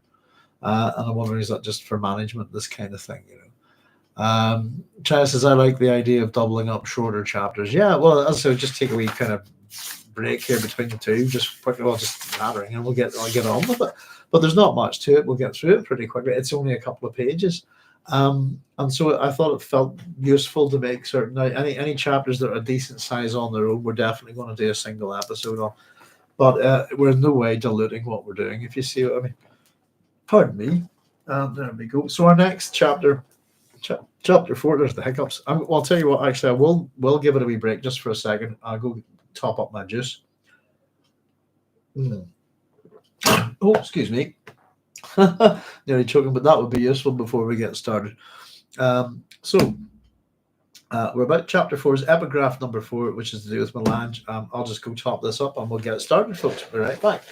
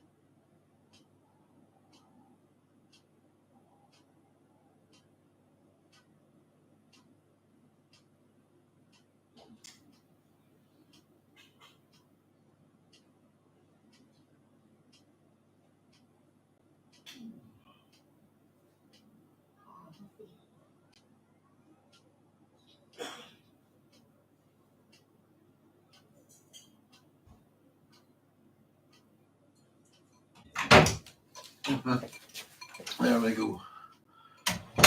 There we be, and there we are, and there you are, and there we go. Oh la la. Sorry about that, folks. Sorting out all the fluids and stuff. They're precious, aren't they? I'm kind of enjoying this tonight. Oh, queries. There's a holly getting barking at us there. But yeah, I'm starting to sort of get into the swing of things. And as I said, with a new Dune book, usually it takes me a few weeks to get into it. Pardon you. No. Sorry, I'm getting barked at. Off you go, big love. Go see Randy. Go bug Wendy. Goodness gracious. Apologies getting barked at by Holly there. So no, we're still doing, in terms of the book, we're still everything the same with the chapters. And hopefully I'll try and let you know a wee bit ahead. But it's just if you see a short chapter followed by a very short chapter, we'll probably do the two together. But as I said, almost all the paired up chapters that I looked at, I kind of took it, in my copy of the book, I kind of took a normal chapter to be between 8 and 10 pages. But most of them seem to be 8 pages for me, what I consider of normal length. So anything, it's where these two chapters are the same or less than that. I think pretty much that's the way it's working. So, excuse me.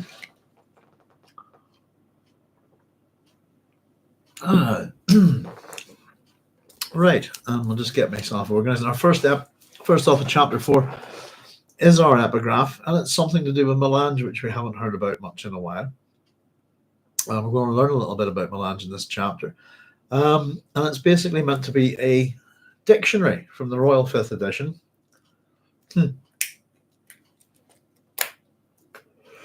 Dictionaries are all about diction, as I like to point out to my students. I suppose I should have said something at the start of the episode. Not that they watch these things, but I would just say congratulations to one of my students, Sarah, for her passing her A-levels today and getting on her first choice course to university. So very well done to her. I think we're celebrating in Korean the return of one of our Olympians.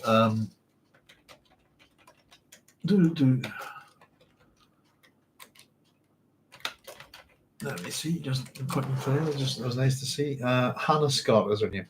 A big welcome for her in the town today. I think. Excuse me for getting gold. So big in the rowing in this town, if you like. So there we go. Anyway, melange, also melange, NS. Not sure what that means.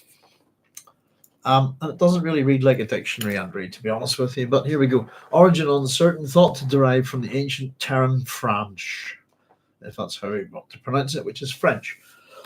Excuse me. Melange comes from the French verb mêler, which means to mix. Meller. You may be mispronouncing that incorrectly. Maybe mispronouncing that, sorry.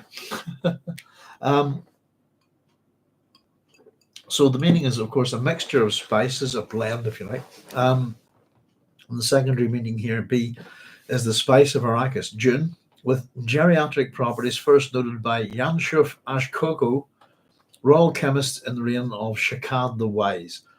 Arrakeen melange found only in the deepest desert sands of Arrakis, linked to prophetic visions of Paul Muad'Dib Atreides, first Fremen Mahdi, also employed by Spacing Guild navigators and the Bene Gesserit.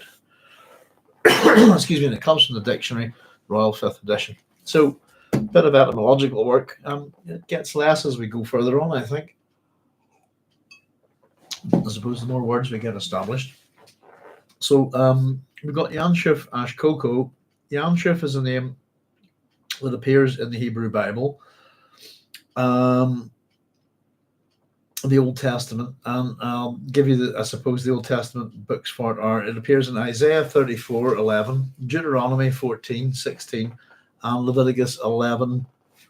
And I'm hoping that's 27 by the looks, but it might be 17. I'll have to check that. Sorry, that's my bad handwriting there. So generally, it's a bird within a bird of ill omen, if you like. A bird called Yanshuf. So the definition, I think, how it's translated into English in the Septuagint, for example, from those translations, it's an ibis, or it's a type of owl. Sorry, that was the Septuagint. It's described as an ibis. Sorry, a type of owl in English translations, or sometimes the Egyptian heron. But it's meant to be an owl, I suppose, and it's a ceremonially unclean bird, if you like. I think that's kind of interesting. I suppose that in terms of just that name, I suppose we're also going to get the Jacurutu name within this, which is also to do with a kind of owl, isn't it? So just in terms of the etymology of these words, if you like, that's where it has a different form, by the way. So Yanshuf, as we had it there, is Yanshof as well, which in Isaiah 34:11. A bird called Yanshuf, as I said, type of owl in English translations. Egyptian heron, a ceremonially unclean bird, a type of owl. As for the word ashkoko, that's a good word, isn't it? I like it.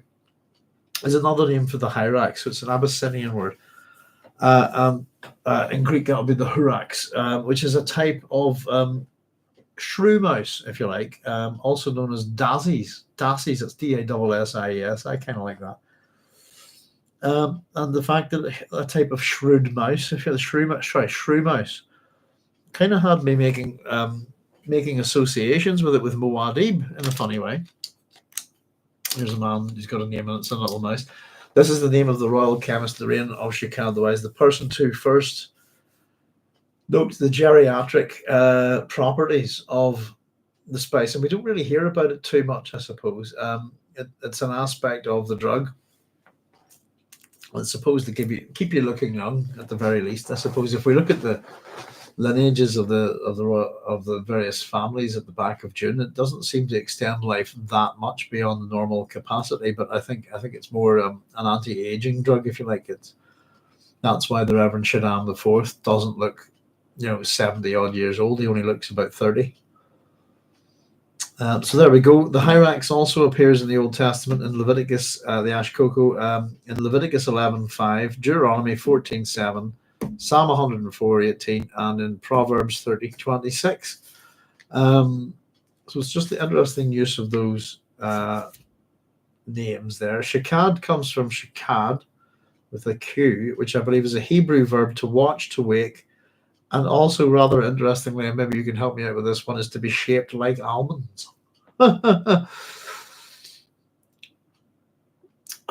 China, in Hebrew, it's generally accepted to mean owl. Thank you. All predatory birds are unpure.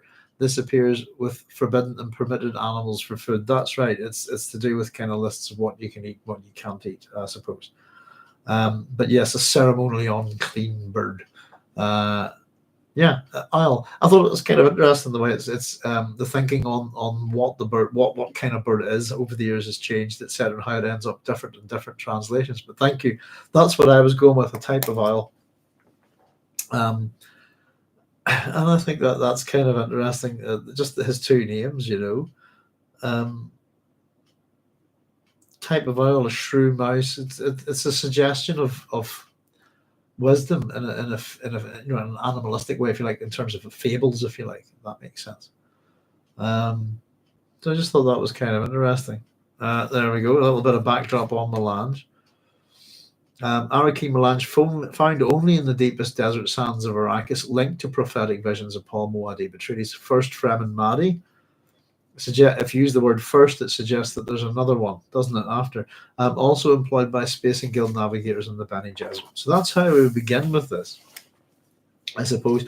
And within this chapter, we're going to see that, I suppose, that right away, that there's an attempt to break spice monopoly here. Shkadia is almond. Shkadia is an almond tree in Hebrew. Oh, excellent. Yeah, I thought that was interesting, to be shaped like almonds, to watch, to be shaped like almonds, and a shkadia is an almond tree in Hebrew. Excellent, groovy.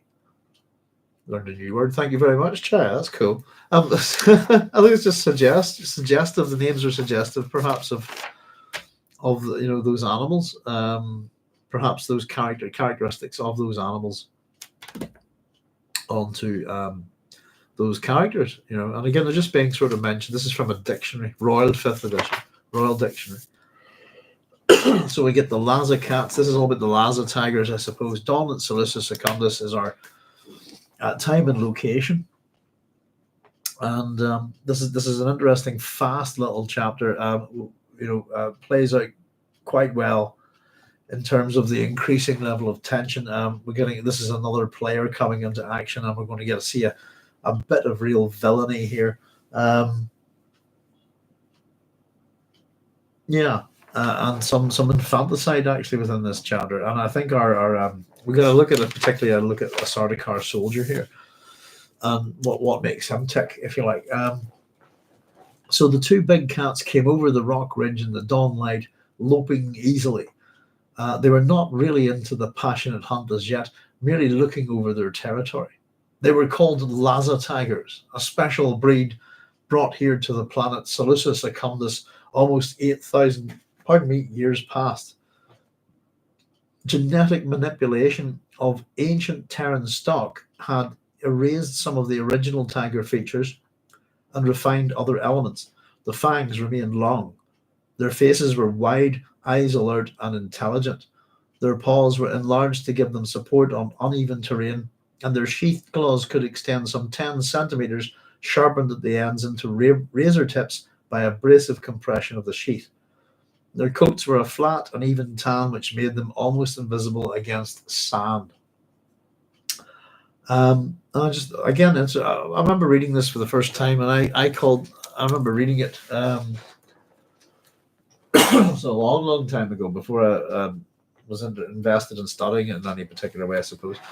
And I always thought it was laser tigers, and I thought it was a bit like laser tigers. That's a bit shit, isn't it? That's a really crap name for these genetically engineered tigers. And then, of course, I realized that later on it was Laza, if you like. Laza then is a habitational name, if you like. Laza is a town in Galicia in Spain. In Breton, it means to kill. And in Hungarian, it means loose, lax, relaxed, or chilled. That's kind of the words that I got, but I kind of went with the Breton meaning there. I thought that was to kill, kill tigers, if you. um, but it could also be suggestive that that's the place that they were brought from, if you like.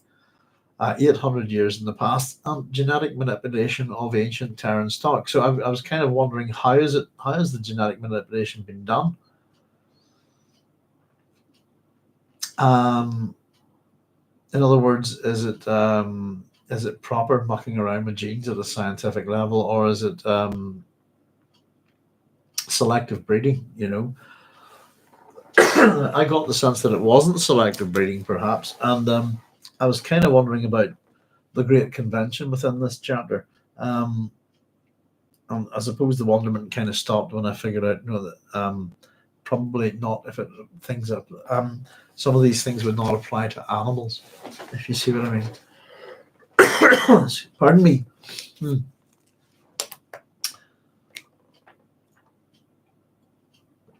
So we get a discussion on their differences and their ancestors. I suppose they differed in another way from their ancestors. Servo stimulators had been implanted in their brains while they were cubs.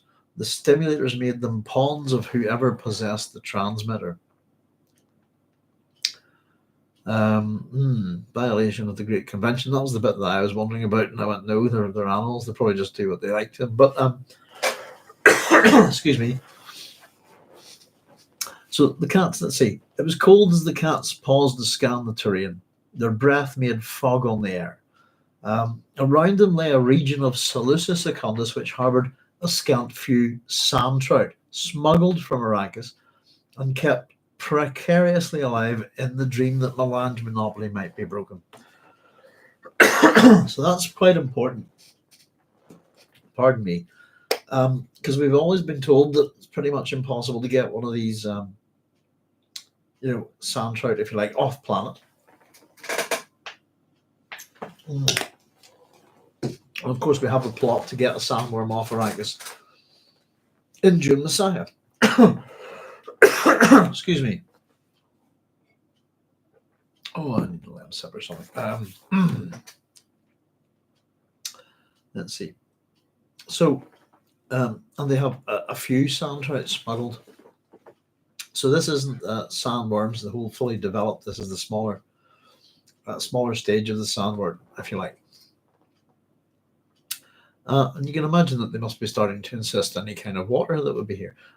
Where the cat stood, the landscape was marked by tan rocks and a scattering of sparse bushes, silvery green in the long shadows of the morning sun. And I even did a wee doodle to that one. There you go. Just nice wee things sometimes, just to give yourself a visual aid, if you like. Pardon me. With only the slightest movement, the cats grew suddenly alert. I know this was well written. There's no comma here. And I'll make a wee comment about something else after here where he does use the comma, but it's the way the pacing of this goes that I think is really good within this chapter. Again, always kind of being on the lookout for what's good about Frank's writing. With only the slightest movement, the cats grew suddenly alert. There's no pause in that. It's just boom. Their eyes turned slowly left, then their heads turned. Far down in the scarred land, two children struggled up a dry wash, hand in hand. The children appeared to be of an age perhaps 9 or 10 standard years. They were red-haired and wore still suits, partly covered by rich white burqas, which bore all around the hem at the forehead. The hawk crest of the House Atreides worked in flame jewel threads. Let me just check that I read that correctly there. Sorry, there's a word there. Where are we? Burqas which 4, is that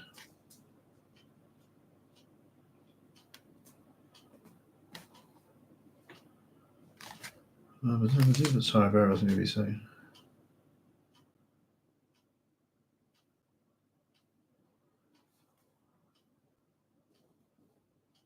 Yeah, there's which bore all around the hem. Sorry, that was it.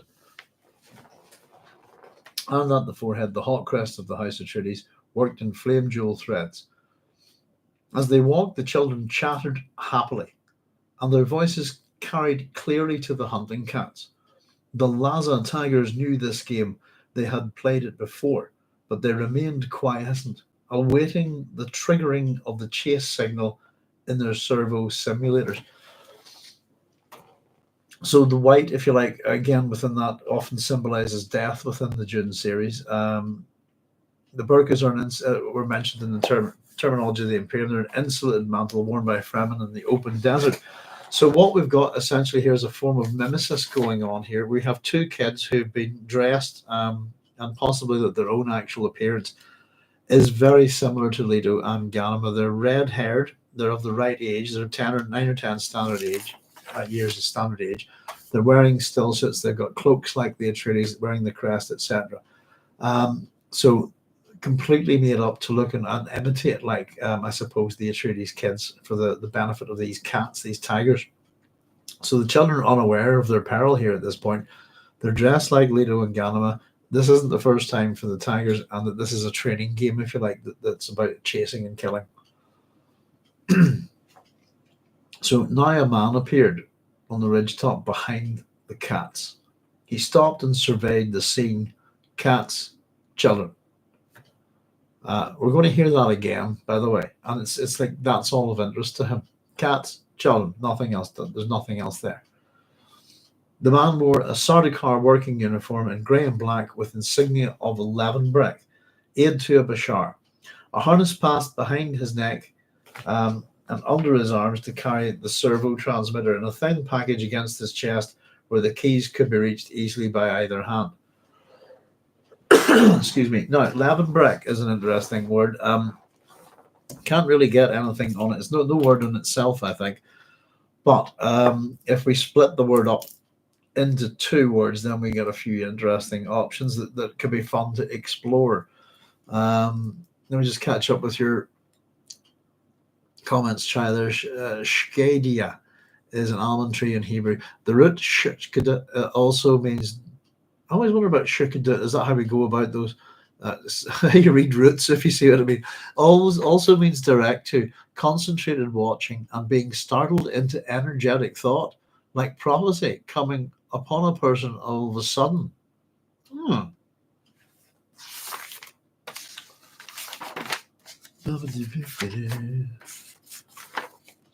And that was to do with Shakad, wasn't it? Shakad. Yeah. That's cool. Let me scribble that in. Quickly, I've got my space here. Bear with me a second. Okay, direct to, concentrated watching. Such specific meanings. Being startled. I like that one. Being startled into energetic thought. That's a great one.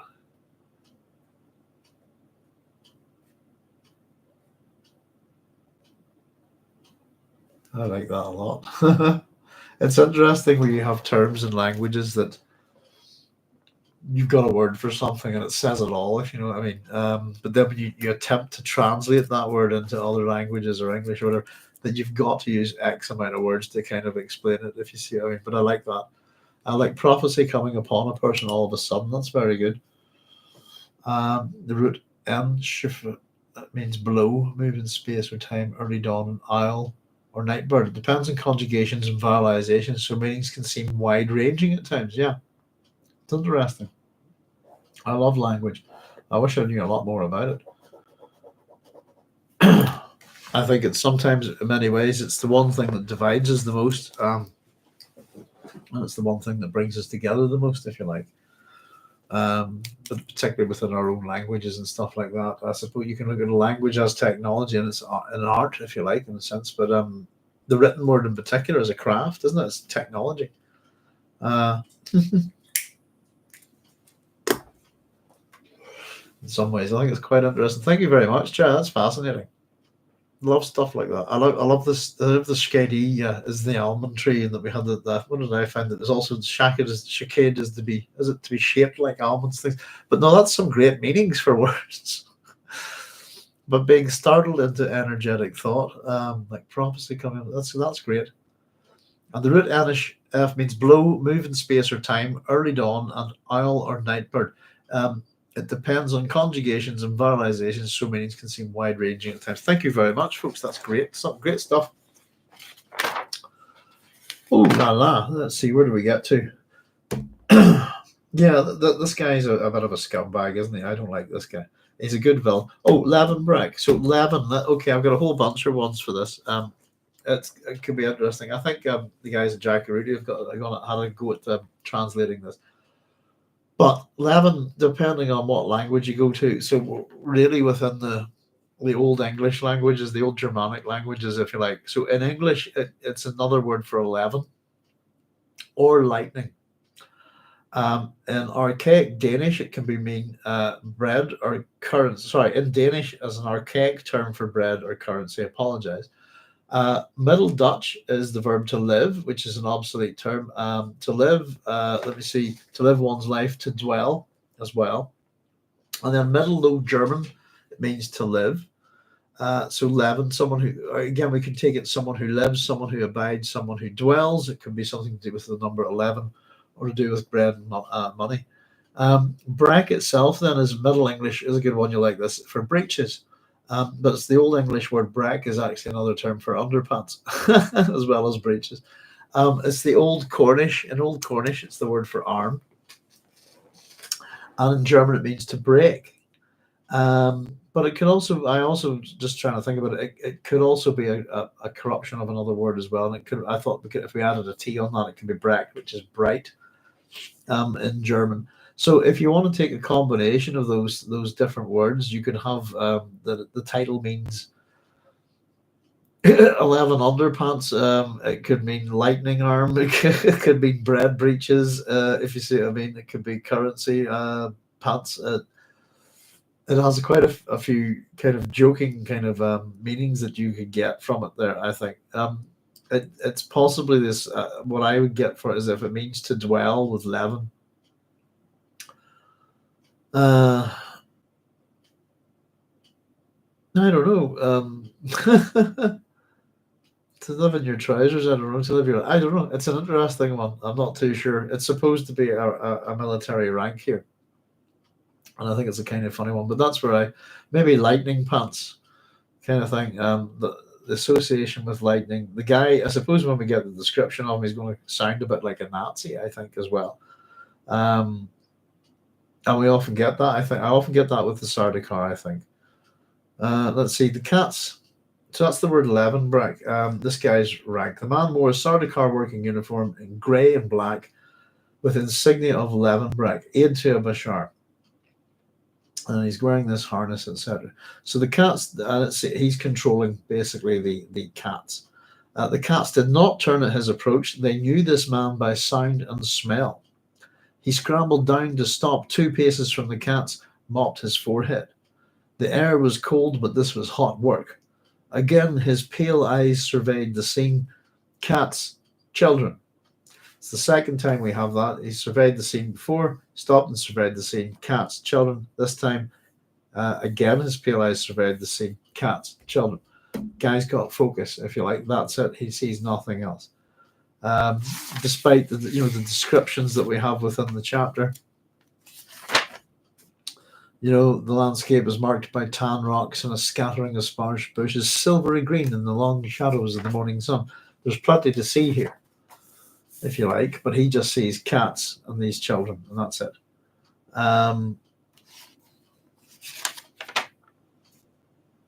So he pushed a damp strand of blonde hair back under his black working helmet, touched the implanted microphone in his throat. So Levenbrech, this is him, because the cats have them in sight. The answering voice came to him through receivers implanted behind each ear.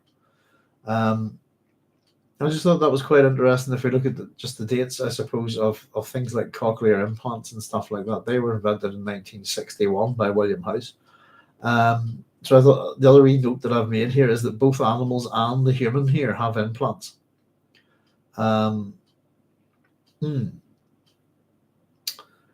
So the answering voice came to him through receivers implanted behind each ear. We see them. This time, the Levenbrech asked. Will they do it without a chase command? The voice countered. They're ready, the Levenbrech said. Very well. Let us see if 4 conditioning sessions will be enough. So we're assuming that this is number 4. This is the number 4 session. Excuse me. The Levenbrech says, tell me when you're ready. The voice, anytime. Now then, the Levenbrech said. So we're told he touched a red key on the right-hand side of his servo transmitter, first releasing a bar which shielded the key. Now the cat stood without any transmitted restraints. So that was the purpose of that one. He held his hand over a black key below the red one. Also must be on the right-hand side, ready to stop the animals should they turn on him. So I'm wondering, is that some kind of self-destruct or a little bomb in their heads or something like that?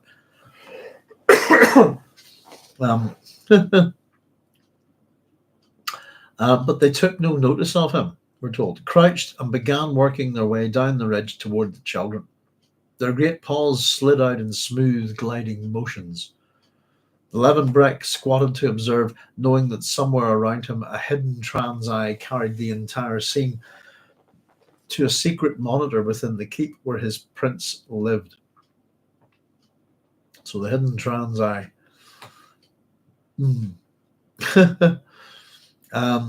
Presently, I suppose it's like a television device, if you like, transmission device that's like an eye. That's the transmission in trans there, if you like. Presently, the cats began to lope, then to run. So, sorry, I'll read that again. Presently, the cats began to lope, then to run. And just this time, in comparison to the movement before, without the comma, to put one in here, I just thought that the way that was written there, presently the cats begin to lope, then to run, like that. I just thought that little short statement following on after the comma there is suggestive a bit of the speed change, if you like, in the Tigers. I just thought it's a minimalist writing, if you like, for both of them, and it's very good for knocking the pace and suggesting the movement, I think, of the big cats, if you like. You just began to lope, then to run, that kind of thing. Maybe that's just me. But I thought it was well done in the previous time. He says, with only the slightest movement, the cats grew suddenly alert. And it's just that, it's that economy of language to give to facilitate a bit of the sense of the cat's movement, if you like. I think it's very well done. Excuse me. Pardon me.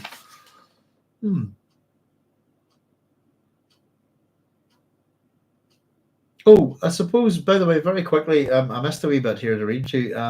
We're told that the Levenbrech is an aid to a Bashar. We'll have a look at the Bashar. I think we've talked about it before.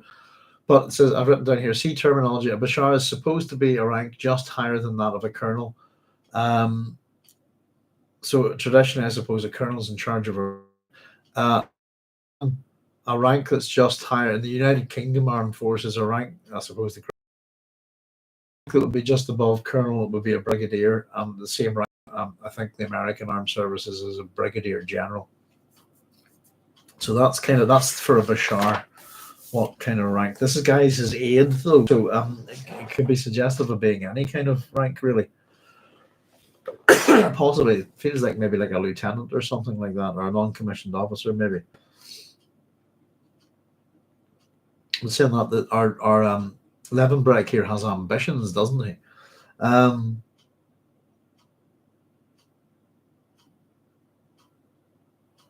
So tell me when you're ready. Anytime. Now then, Levenbrech said.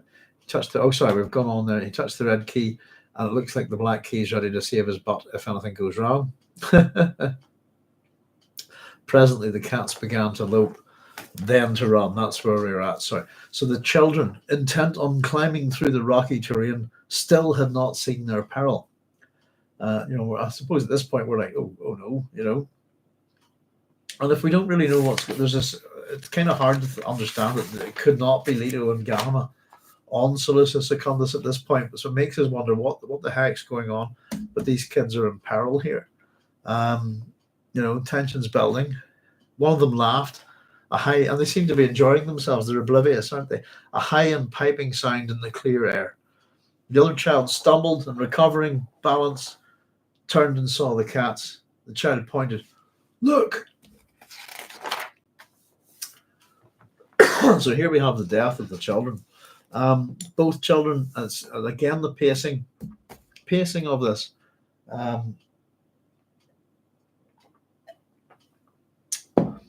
I think it's very good. Both children stepped, and it's not gratuitous, by the way. And I think it gives a strong enough impact upon us, the reader, without being too graphic about it. Both children stopped and stared at the interesting intrusion into their lives. They were still standing when the Laza tigers hit them, one cat to each child. The children died with a casual abruptness, necks broken swiftly. The cats began to feed. So I just wrote that's really, really good pacing there for that. If you like this, from the kids going, oh, look, what's this? And still having enough curiosity that maybe fear hasn't kicked into the bang, they're down and they're dead. Both children stopped and stared at the interesting intrusion into their lives. They were still standing when the Laza tigers hit them, one cat to each child. The children died with a casual abruptness, necks broken swiftly. It's quick, very one-sided and over, and the cats began to feed on them. So I've got, there we go, as we have for our chapters. Here's our little skulls for the two kids, if you like, the mimetic Leto and Ghanima, whoever they were. Two children mimicking Leto and Ghanima is what I've put. Death by Laza tiger. This is infanticide. This is the evil killing of little kids. So that's leveled this guy's villainy up a bit, I suppose, if you like, this guy.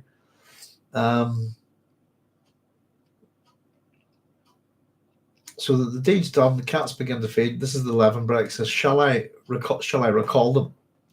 And the voice says, let them finish. They did well. I knew they would. This pair is superb. Levenbrech says it's the best I've ever seen. The Levenbrech agreed. Being a bit toadying here, I think. Very good then. Transport is being sent for you. We will sign off now. Excuse me. And the Levenbrech stood and stretched. The we there I put, I just wondered, was that a plural? If it's not a plural, is it the royal we? Again, I'm trying to remember what's happened ahead, but I'm not reading ahead too much. So I was wondering, is this a Bashar? We get the sense that he's in communication with his Bashar. But is this the Bashar and Wen Sissy? Is this more one person listening here? But I thought possibly it was her. And I think within this chapter, I suppose the implication is that we're supposed to think that perhaps Farad'n's hand is in this.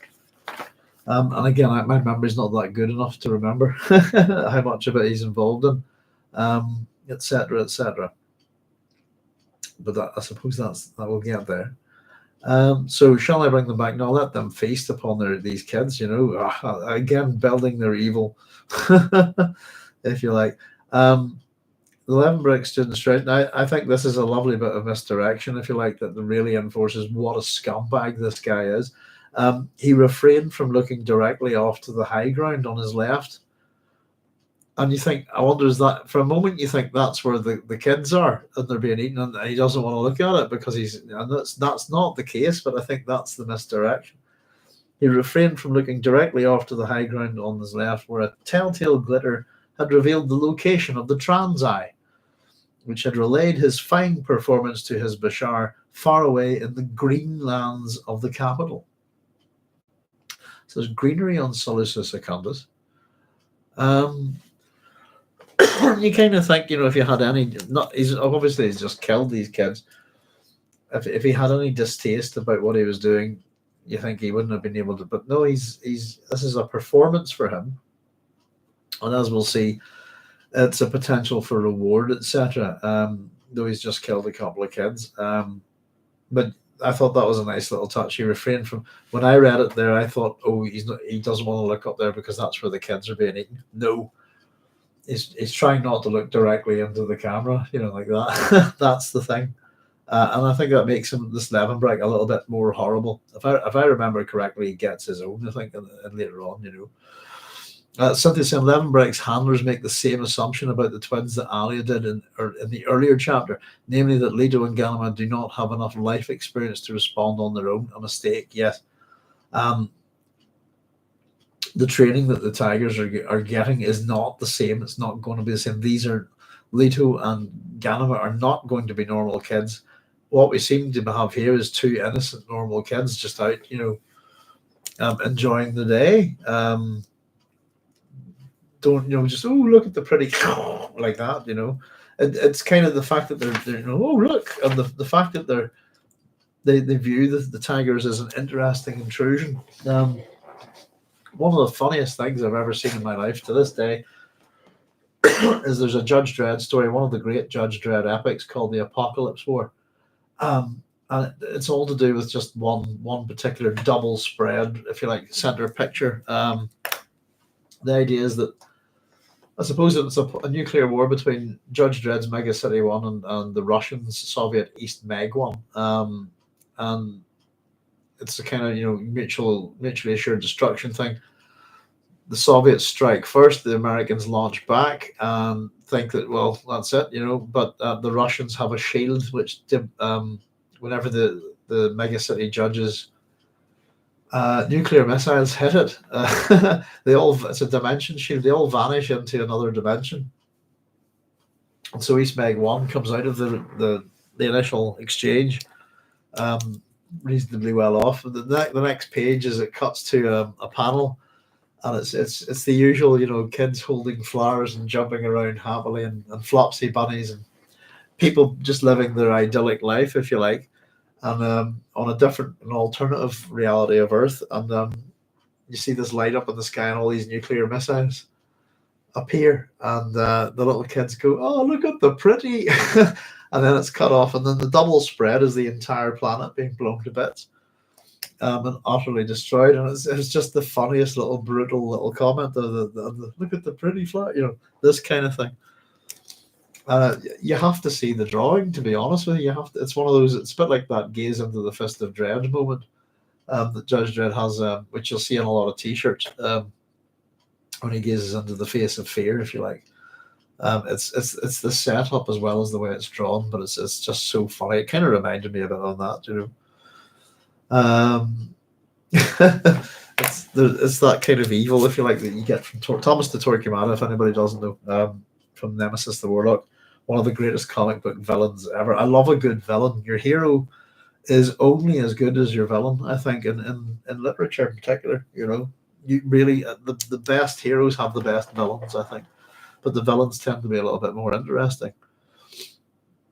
What would Die Hard be without Hans Gruber, So we get just a little bit of the insight into this, and it feeds us a little bit of information, I suppose, into this Levenbrech. The Levenbrech smiled, so he's obviously a scumbag here. There would be a promotion for his day's work. So this is all in terms of how what he's looking for his reward for this infanticide, if you like. Already he could feel Abator's insignia at his neck, and someday Burseg, even one day Bashar, people who served well in the corps of Farad'n, grandson of the late Shaddam IV, earned rich promotions. One day, when the prince was seated on his rightful throne, there would be even greater promotions. A Bashar's rank might not be the end of it. There were baronies and earldoms to be had on the many worlds of this realm once the twin Atreides were removed. Dun, dun, dun. There you go. And that's the end of our short little chapter. Sets up it's a very much a James Bondy type villain moment, isn't it? We're getting to see the weapon being tested on a couple of kids. It's quite horrific. I think the pacing, and it drops a couple of things for us to wonder about. And I think pretty much the implication is very clear that these Laza tigers are going to be used against Leto and Ghanima somehow, The really also really is the fact that we've got worms on Salusa Secundus, sand trout that they have been smuggled off Arrakis. And again, with the plot in the previous book, of course, that the Fremen were involved. But this is the plots and plans of House Corrino, if you like. Shaddam IV's descendant. We have a grandson again. And I very much in a funny way, very much as I suppose if like in Hamlet, that you can compare Hamlet to Laertes within this, we can have a good comparison between Leto II and Farad'n, if you like, as well. But there you go. It's two very well written chapters. I thought the pacing in this one's fast, and it's just meant to give us this quick boom, quick killing of these two kids who are blissfully unaware of their peril. It's being done by remote control by the looks of it, and the sense is that the idea is to get these two Laza cats to the point where they don't need the remote control to tell them, if you like, these servo stimulators to tell them to attack, and it's proper good old-fashioned evil villainry, isn't it? But yes, indeed, something was saying they make the same assumption about the twins that Alia did in the earlier chapter. They do not have enough life experience to respond on their own. Yeah, and they've got so many lives and their experiences within there. It's a question of, you wonder if certain things, that the right person at the right time pops up in other memory. If somebody sees a situation, I'm the person that needs to give you this memory. I've dealt with this before. This kind of thing. I think there's, to a degree, a level of self-preservation of the multitude within other memory. It's an interesting thing, But there we go, folks. 2 chapters, 1 night. And hopefully, I don't think we had any problems with sound or video tonight. I think the weather's been a lot better here. And as I said, I hope nobody minds hitting the 2 chapters like this. We've done, it's taken us 2 hours and 20 minutes, really. But we would have been well through that. And I don't know. I think it would be better to try and bring the book club in under under a year. Especially this copy that I have is shorter than Dune. So it's just splitting it into single chapters. There's so many more chapters in it, and there's quite a bunch of wee short ones. So putting 2 of them together, it's not an extra strain, if you know on me. It's not like, it's because they're pretty short. So I kind of checked them as I read them out. So the next episode that we'll be doing, hopefully on Thursday at 9 p.m. GMT, should be just chapter 5 on its own. After that, chapter 6 on its own, and then we would have 2 chapters that are 7 and 8, for example. 7's not even 2 pages. 1, 2, 3, 4, 4.5 for 8. So it gives us a little bit of economy with stretching it out over the year, if you like. And I think particularly sometimes when you get little things drop like that the pacing's quick, I think that can move things forward for us in a fun way as well, But there we go. Few interesting words and stuff there tonight. So I've very much enjoyed reading these 2 chapters. And as I said, whenever sometimes I go, whenever I get big chapters from Frank, and I'm sure there'll be a couple, but it was kind of a nice thing to see that he's broken things up in maybe a little bit more manageable pieces, if you like. I'm still a bit confused about some of the things with particularly the whole Pardo thing, I think, and we can actually consider who's writing each of the Dune books separately. Who's the historian or writer behind Children of Dune, or is there one overall writer? This kind of thing at the end. It's a thing that kind of makes me wonder a fair bit. It's a good thing to consider. But in this case, we either there's some mistakes have been made, and it's just because of the length of time between Frank writing Dune, parts of Dune Messiah, and Children of Dune way back at the start, and then this book not being finished to many years later. It's possible that it's just maybe a couple of little continuity things, though I generally don't like to think like that. Particularly with a character like Pardo Kynes, who's kind of the beginning of it all in many ways. There's no. Yeah, I think Pardo is enormously important. So the fact that he seems to be being either forgotten or blended into that Leto and Kynes, if you like, are almost two separate people, this kind of thing. But we've had a couple of mentions of things to do with Leto Kynes that actually are to do with Pardo, if you see what I mean. And is that a fault of history, if you like? Is it the things getting mixed up? Documents being copied by hand, like the Chinese whispers within the mistakes, that kind of thing. If you see what I mean, how things move about. I think almost a lot of the really old copies of, for example, the Bible, the Hebrew Bibles and stuff like that, the modern ones, there are mistakes. And I think the Quran's the same. It's just as meant to be copied by each person down by time. It's inevitable that the mistake will occur. So it's possible that that's very much a deliberate part of the book. If you see what I mean. We haven't really had much talk about Pardo, I suppose. But without Pardo, there's no Leto. Without Leo's dream is Pardo's dream. It's having a child with a Fremen woman to produce someone like Leto is actually part of Pardo's plan to do his ecological thing as the planetologist. It's him that starts it all, really, isn't it? Comes up with that term. So it's just a little interesting thing. In relation to that is, and again, each epigraph is being presented to us from some kind of historical text or song or book. We've got a dictionary here as well, etc., etc. So whoever's, again, probably using quotation to present evidence, but there are problems within the text again. But I suppose it's nice when there's problems within the text that are actually just editing mistakes, there's problems like that. That's one thing. But whenever there's problems within the text that actually could be part of the story, but we're not sure, I think that's great. I'm not too bothered by it. It just makes us speculate a bit more. And again, as we always like to point out, Frank Herbert doesn't like to give anybody answers. And we've even had. I missed out a bit of work here, by the way. Sorry, very quickly, I just ran through it. I just put at the end of here, and once the twin Atreides are removed. So the Levenbrech basically reveals the plot and the point of this chapter here. Now, let's see. We've got the word Bator. I think that's a good one now. As in the Mongolian capital, Ulaanbaatar, as I believe you pronounce it. The Bator, that means red hero. So just in terms of the ranks that the kind of the Levenbrech dreams of kind of having one day. So the Bator, where else? In that sense, can be red or hero. And I have another one there. Let me see. That's a Mongolian, I believe.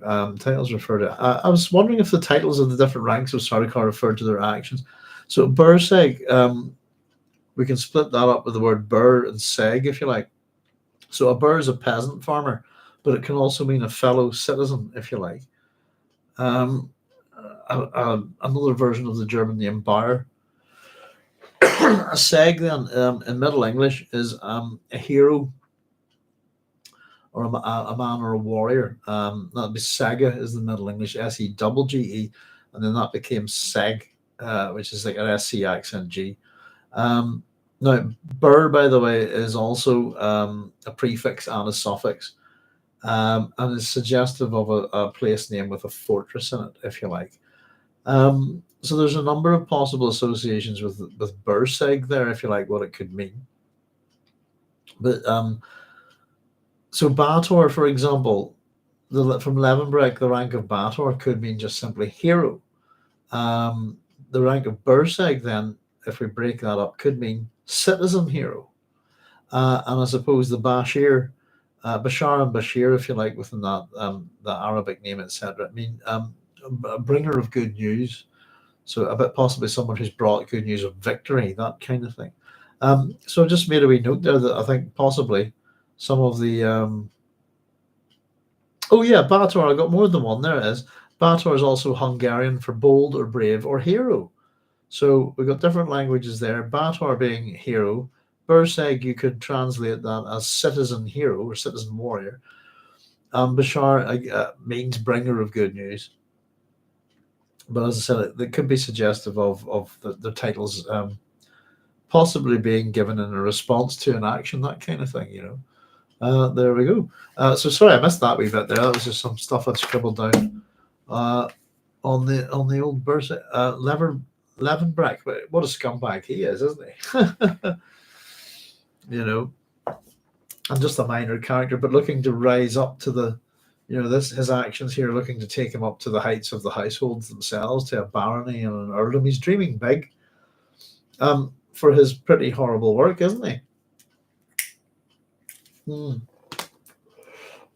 maybe that's why he's dreaming big. Maybe it was quite difficult to find someone to do this. But saying that, he's the aide to the Bashar, who's sitting back in the keep, if you like, and the green. So yeah, and again the suggestion of also green on Salusa Secundus as well, which is a world that suffered from an environmental disaster. But there we go, folks. If anybody's got any questions or comments, that was a good wee run through tonight. Sorry about my throat. I do apologise. And we've had no car here for a few days. Our car broke down and stuff. It's just one of those things where feeling a bit and run out of cough medicine, run out of just about everything. I think I've just realised I've got a thing of cough sweets here. Hidden in a very weird box. I don't know what that. I think that's from some kind of aftershave thing from the early 80s or something. I don't know what it is. MH. Wouldn't have belonged to me. Anyway, but there we go, folks. There's Joseph saying good stuff. And don't forget the like button. Yes, indeed, folks. If you've enjoyed this, give us a wee like. And if you like to subscribe to the channel, all that stuff. I'm not very good at saying things like that. I tend to just get on with things. But thank you all very much, as always, for joining me. It's been good fun. And not too long. And it's it's actually looking that this book might be a fair bit more manageable than the others. So I'm hoping to be back on, just to wrap up, because my throat is so bad, folks. I do apologise. I will hopefully be back on Thursday, 9 p.m. GMT +1, with chapter 5 on its own. For anybody who's not too sure, so chapters begin with epigraphs. The chapter begins with, on my copy, it's page 21, and it would be the Fremen must return to his original faith, to his genius in forming human communities. So that's the chapter that we're doing for next time. Excuse me. And, well, I was hoping to do something else, but I was possibly hoping to pop on tomorrow night for a sci-fi Ulster Fry, if you like, just to try and finish up with those definitions of science fiction, because I think I got the first book done. But we'll see how my throat goes. But if it's not great, I won't inflict that upon you, folks. But we're going to try and pick up an extra episode within the week, sci-fi related, etc.